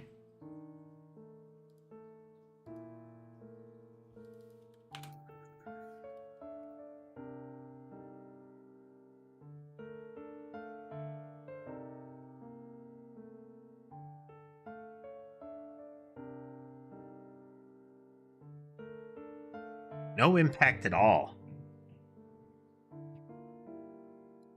I haven't chosen the name yet. I have a project name, but that's it.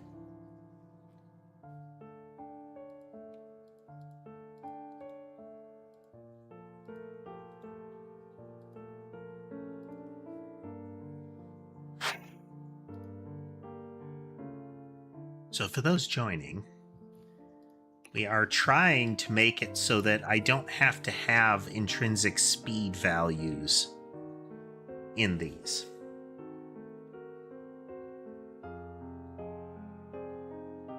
But it really seems like I'm going to have something like that.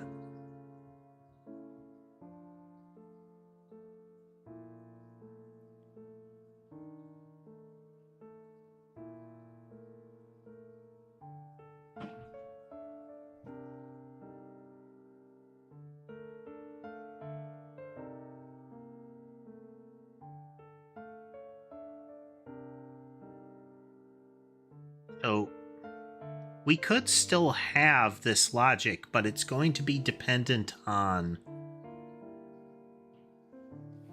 So here, if we make rotation really slow,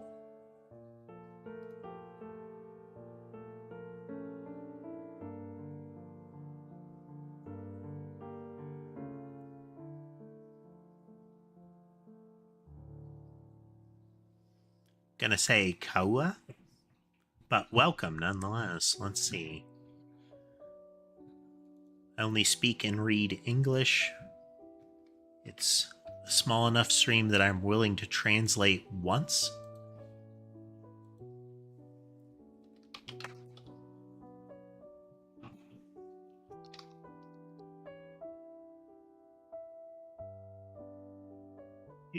Do.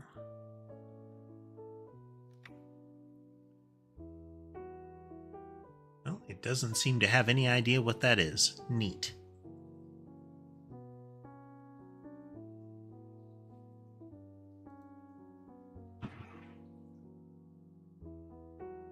Ah, there we go. Okay.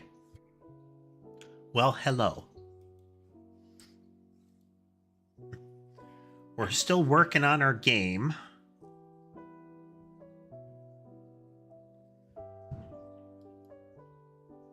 So we load in speed.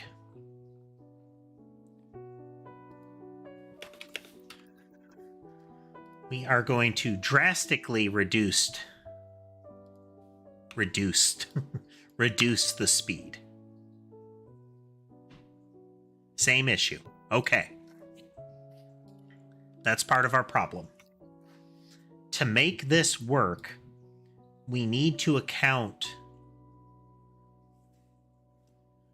for the velocity of the center. If the center is too fast, then we aren't catching up to it.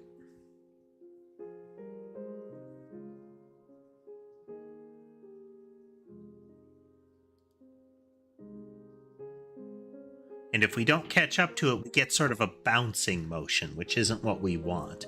I'd prefer that it was kind of an ellipse.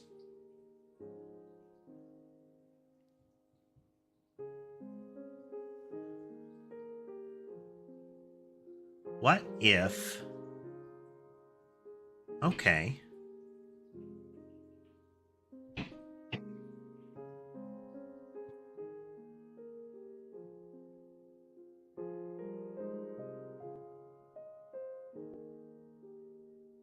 We're going to say...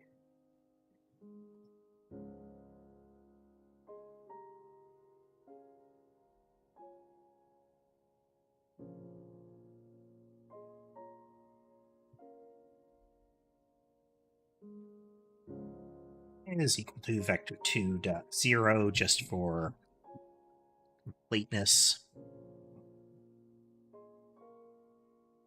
This doesn't change center.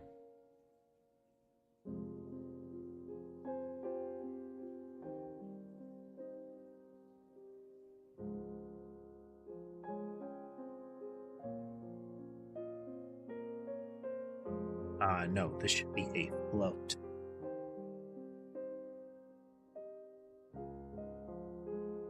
Get to that in a moment.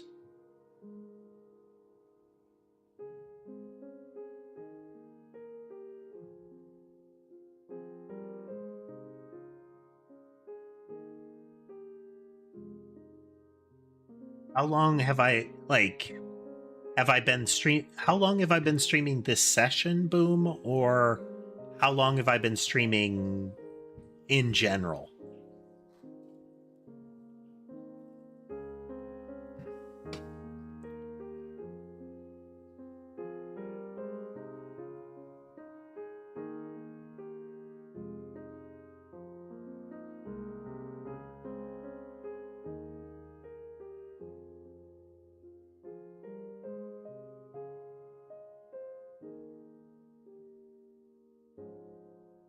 Oh,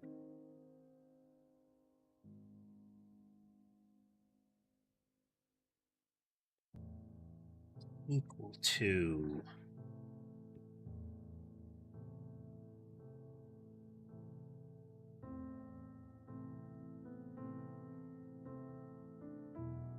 center dot distance to entity position.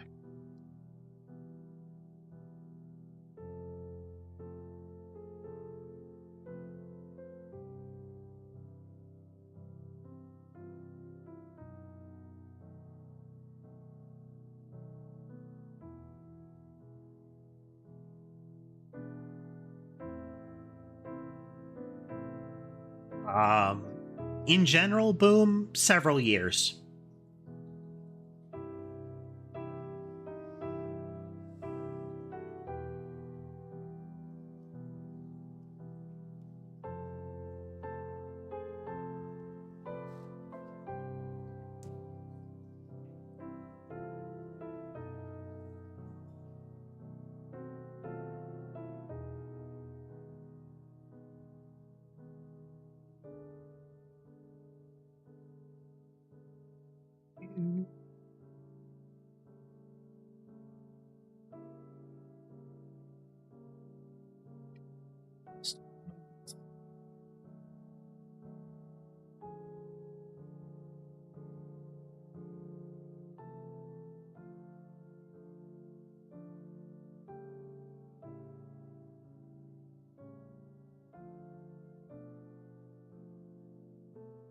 Okay. And we have the distance that the center has moved. If we were to push it further in that direction,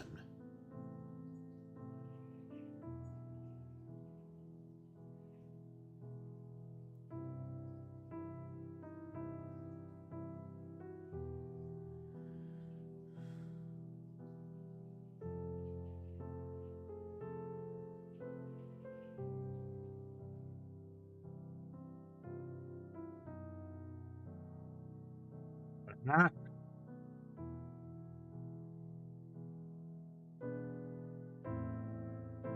This makes it so it won't drift how I want it to, though.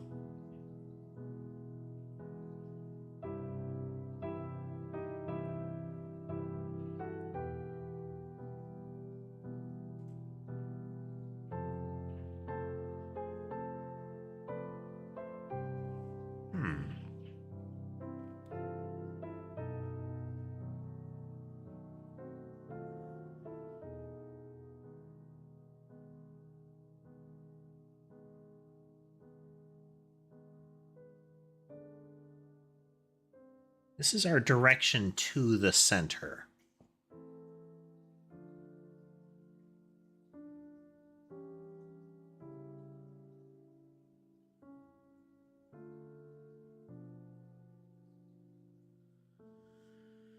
It's the speed that we need to work with.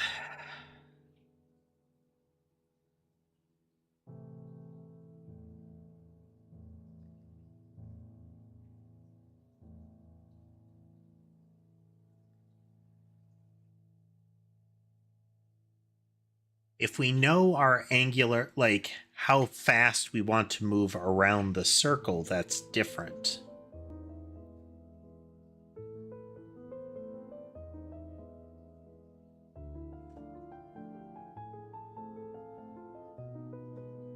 But that leaves us back in the position of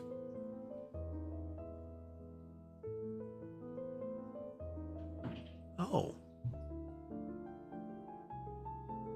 Okay.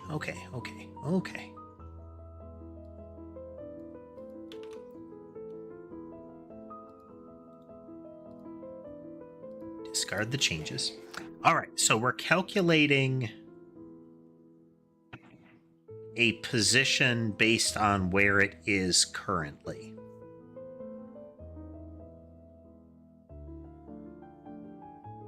If instead of... So we get this orthogonal movement. Instead of determining a vector to push it, how about we determine a point to move it to?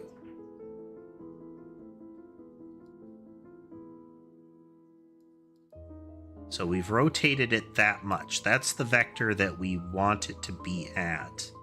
So we're applying a push there.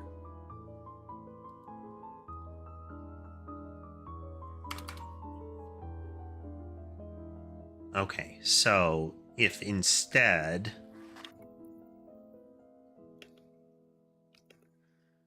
is equal to entity position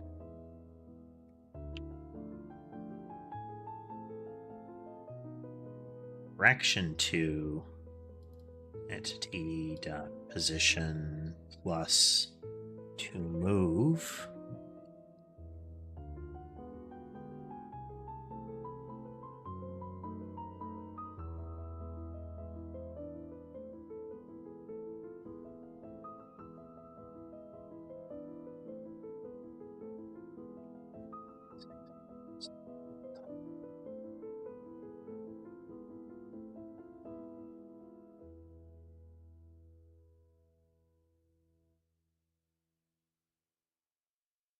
probably going to mess it up, but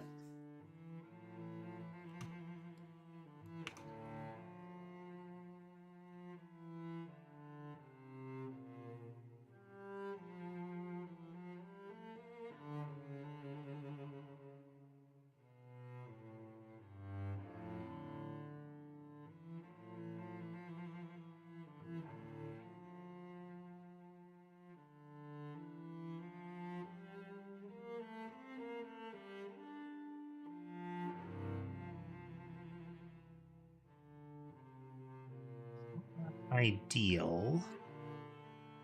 Let's...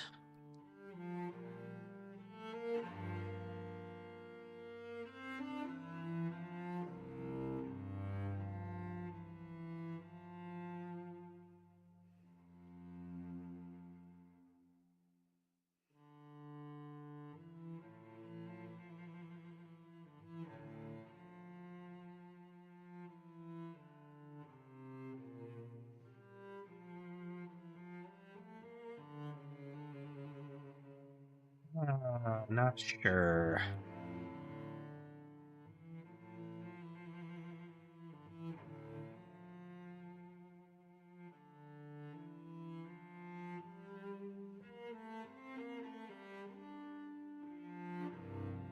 We're still getting a lot of the same effect this way.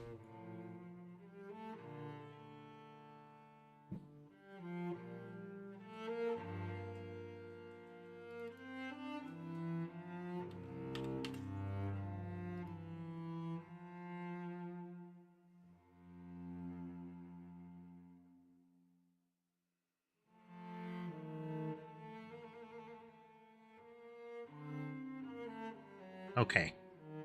The existing algorithm gets thrown off because of the distance to the target. It's...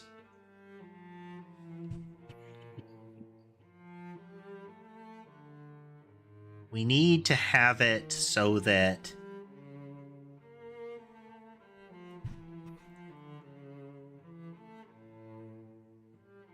I'd like it to move elliptically, but the problem is that we also don't want it to be state-based.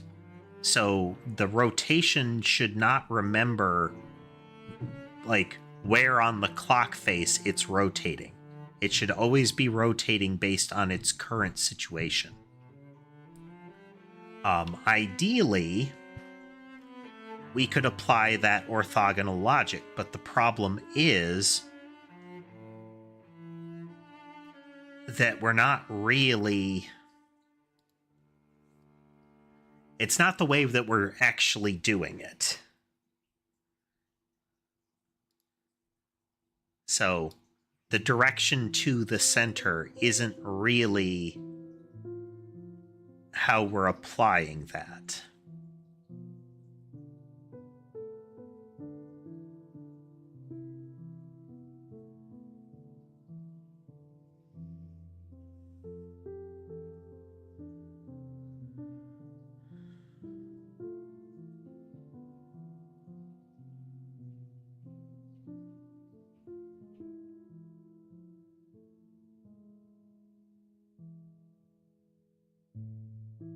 It's how do we get it so that the angular momentum is not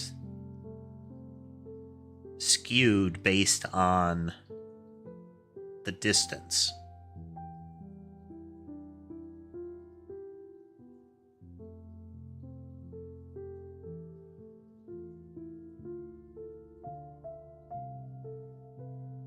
Like, how do we deal with it if it's falling behind? Boom, I hope it would get done this year too. Not gonna hold my breath, but hey, there's still a lot of time to go. Still a lot of time to go, so it's a possibility.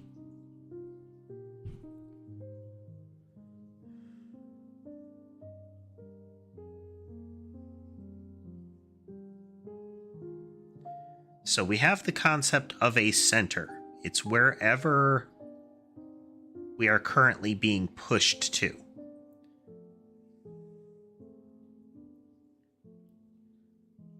Whatever that center is up until this point.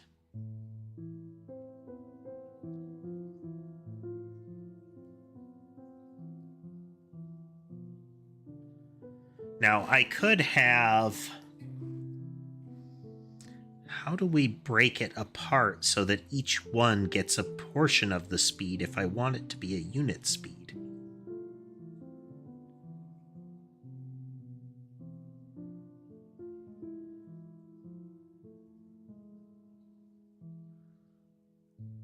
Actually...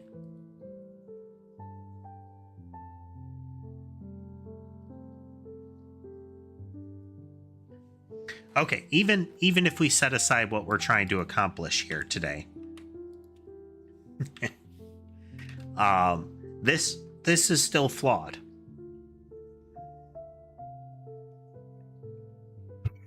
Because if the projectile moves too quickly, we don't get a loop. We end up with a bounce. It snaps around too quick.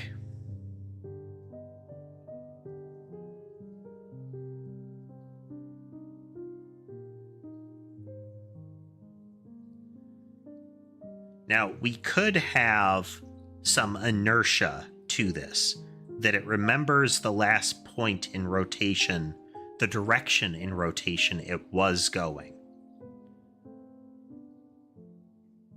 That could still be viable, because then it still has to, like, turn.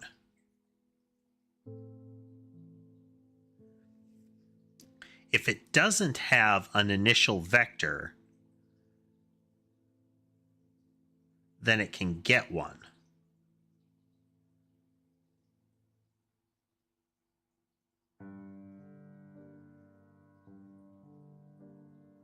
Yeah, let's try that.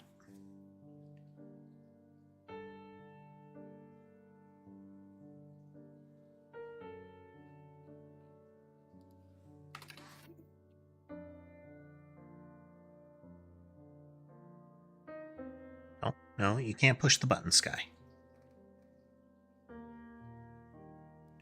So on camera currently, we have Ember, who is being acted on who is currently serving as a pillow to Molly. This is actually kind of impressive. It might just be that Ember is really snoozing and hasn't noticed. Normally, Ember is really territorial in this way and would only let Sky get away with this. As far as Molly is concerned, Ember is usually extra territorial. But Molly is currently napping on Ember. That's kind of impressive.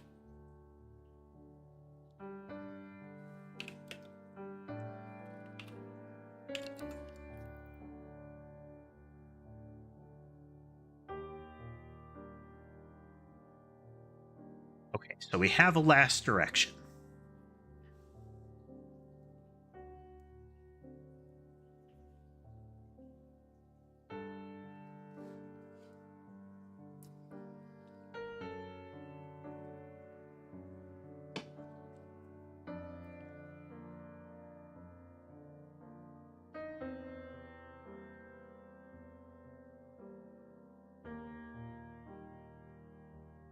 So if we don't have a last direction, we get it. And we get that by setting these values here.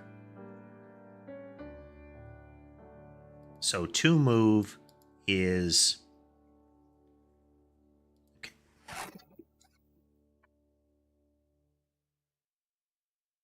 If... Last direction... No, quit that.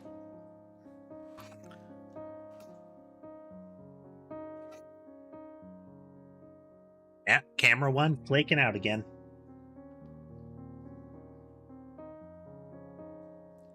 Someday...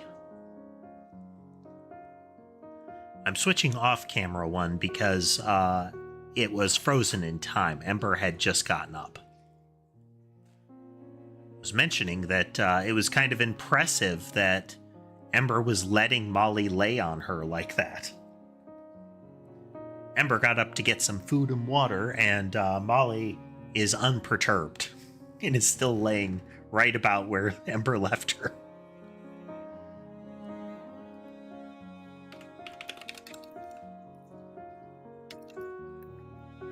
Oh, quit that.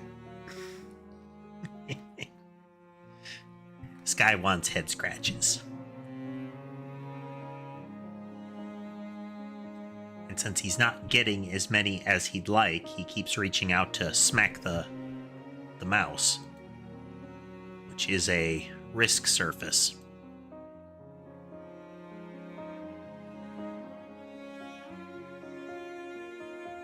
Oh, dear, dear, dear.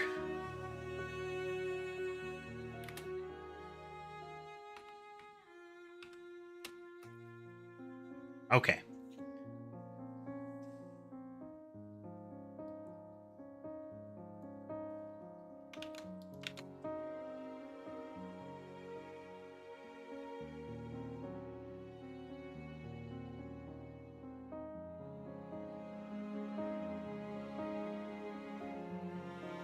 Okay.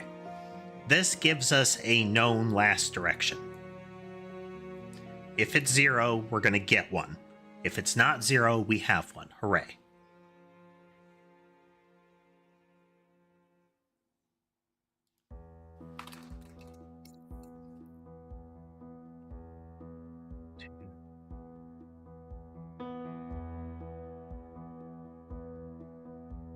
We did that.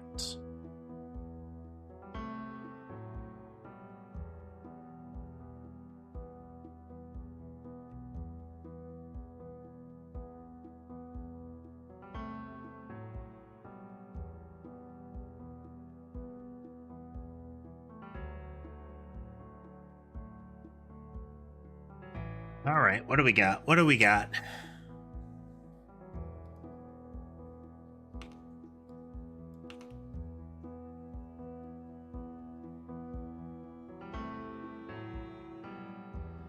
That makes even less sense.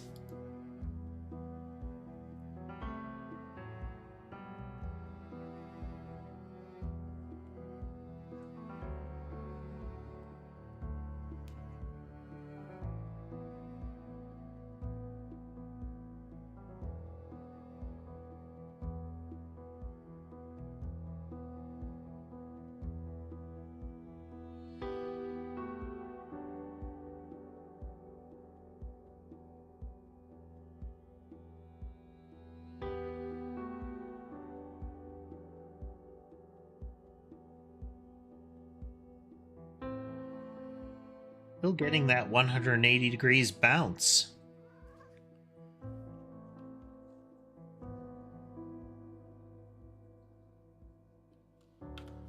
Let's amplify.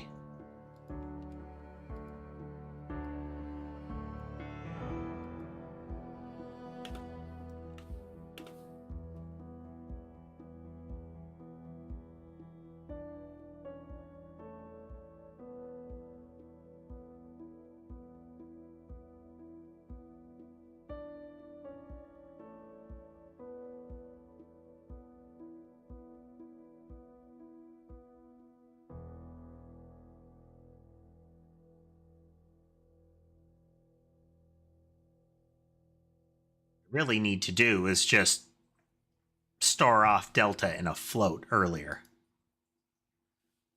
That's kind of the idea, Millie. We've been through a variety of different music on the channel, but the nice strings and whatnot is kind of where we've been settling for now. But in the event, welcome.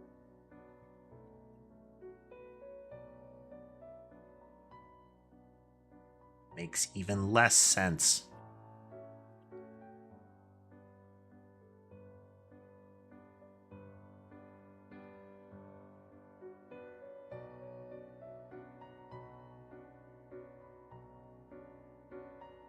Normalized.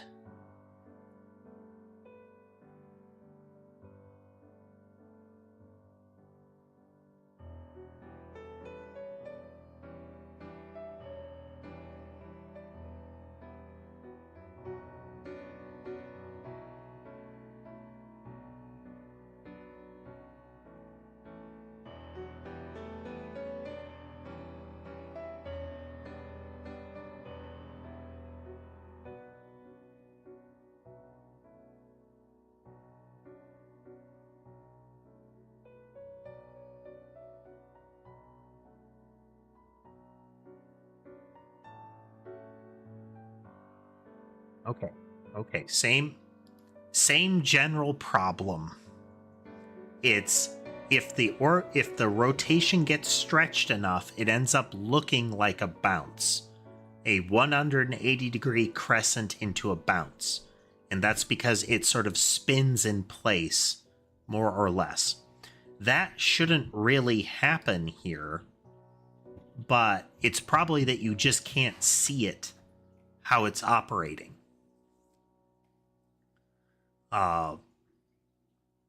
As far as the additional vector, if we push it that much harder, then we get a more visible rotation.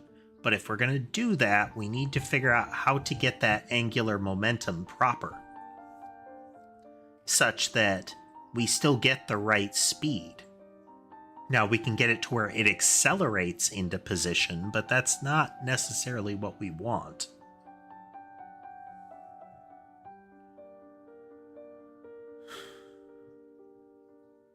So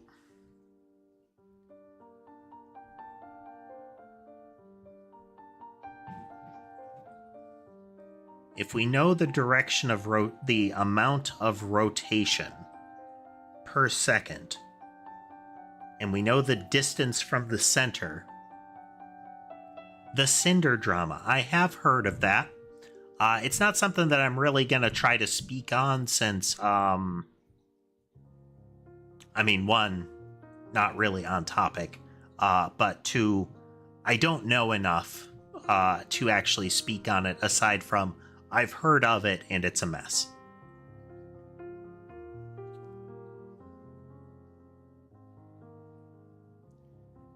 The overall VTuber space has been kind of chaotic in the last month or two. Or at least, I'm sorry, the high-profile VTuber space. I think it's a common, like, not a logical fallacy, but a general thought process problem to think of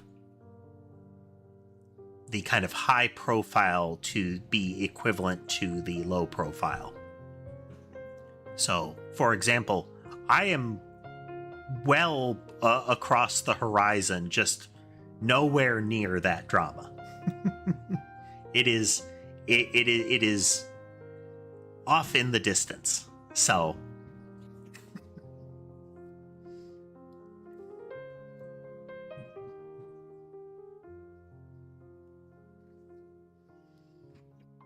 I mean, if people didn't like drama, then our entire news industry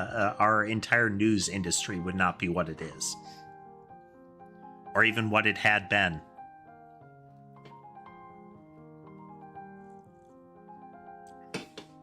People love drama.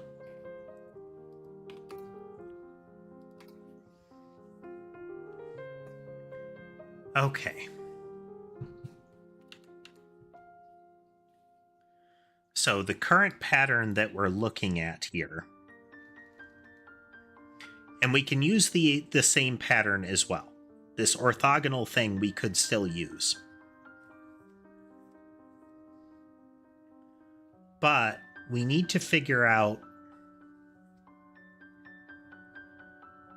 how to essentially elongate the process here.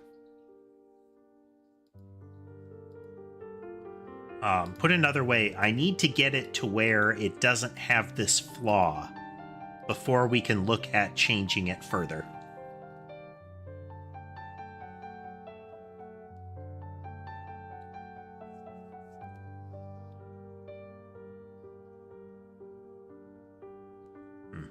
Probably could have kept that.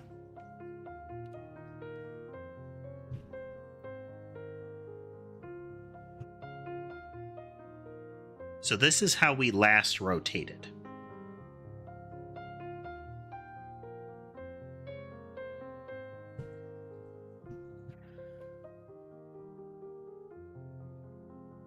If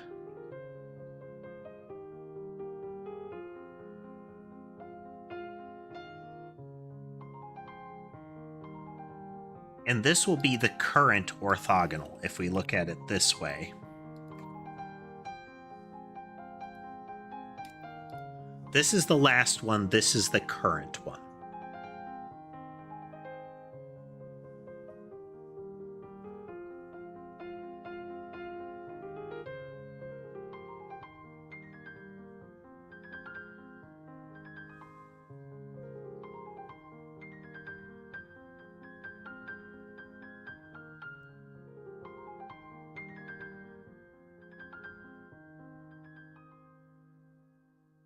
So if our actual vector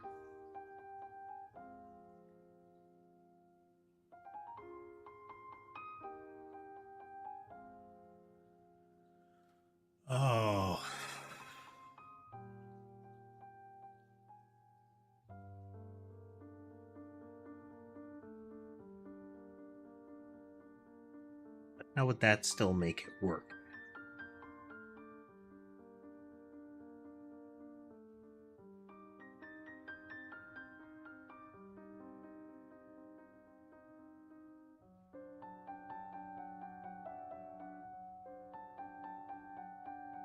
A multiplier for the speed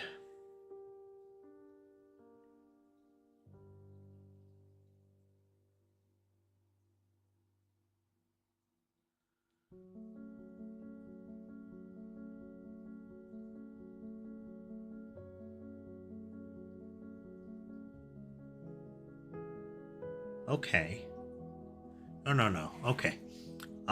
So this gives us the rotation as if we were orbiting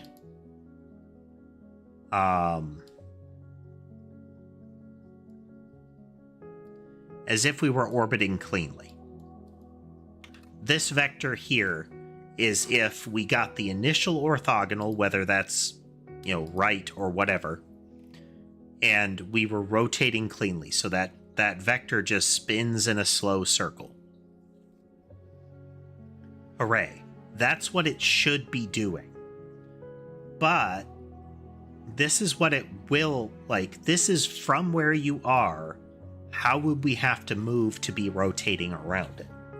So if we are, again, prior discussion here is if we are like, we're here, we're going to be moving here. This is our new center. So we are looking at something. Oh, no, needs a circle.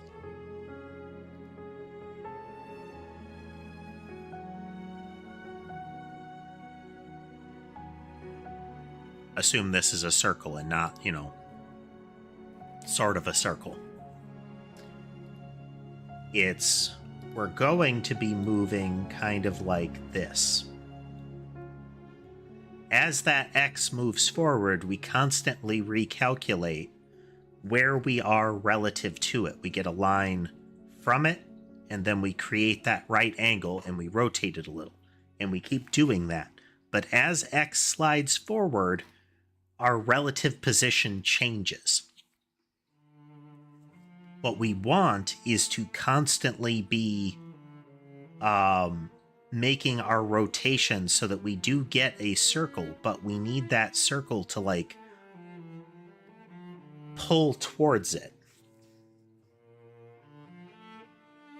Right now, we get the general idea as it moves, but if this X moves too fast, we get sort of a bounce because it will move up along the edge, and by the time it's about to get and rotate around here, it's saying, oh, now the X has gotten ahead of me. So I'm up here, and by that time, the X has moved forward. Well, now instead of being forward past the X and moving down, I'm behind the X over here, so I should be moving this way. It snaps back around. Now, we could limit rotational speed and make it so it can only adjust so far. That is likely to get the movement kind of wonky.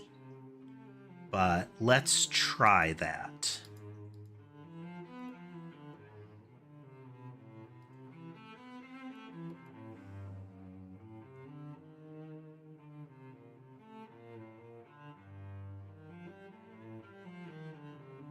Okay, so we don't need to rotate the last direction. This is us getting our... Right here, we know what we think it should be.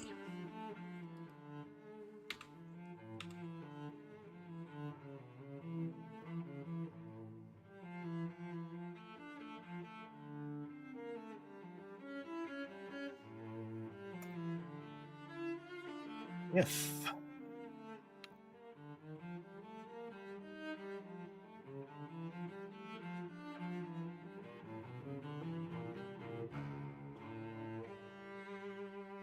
equal to move is greater than radian increment.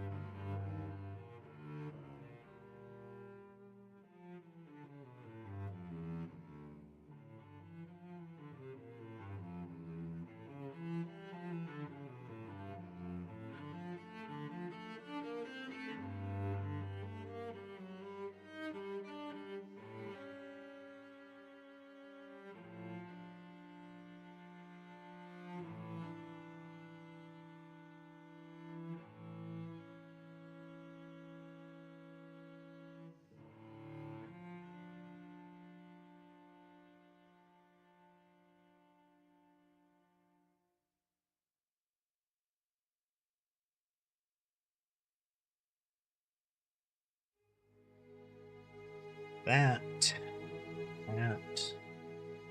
here. Okay.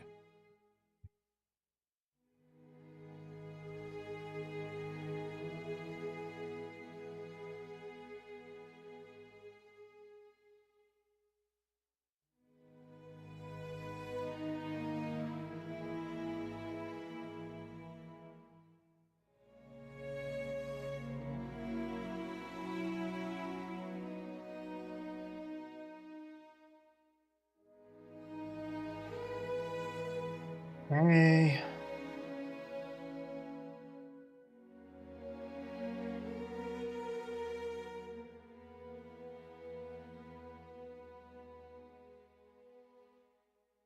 That's really wrong.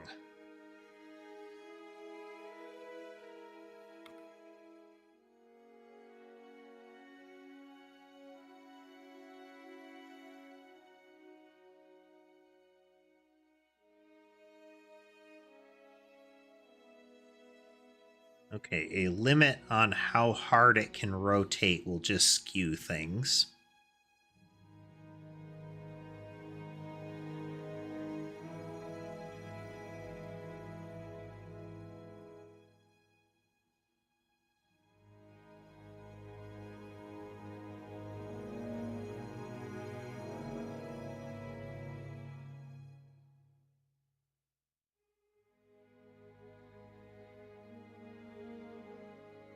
How can we address this?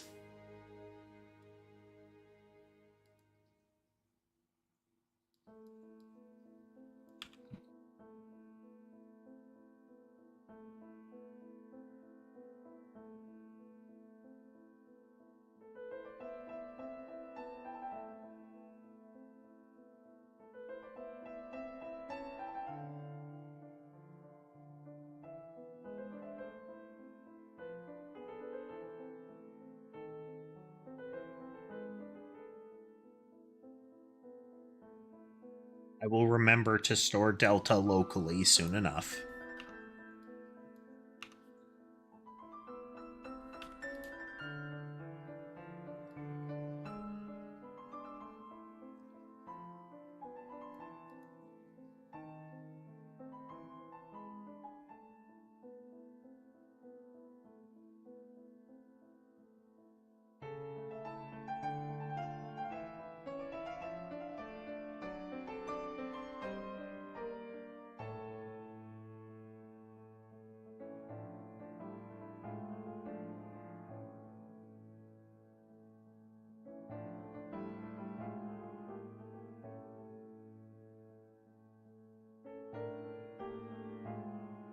Rotate in.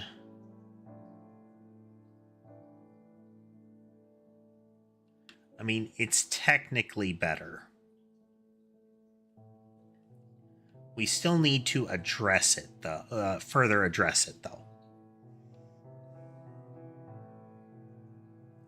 Part of it is that we don't have all of the variables in it that need to be in it.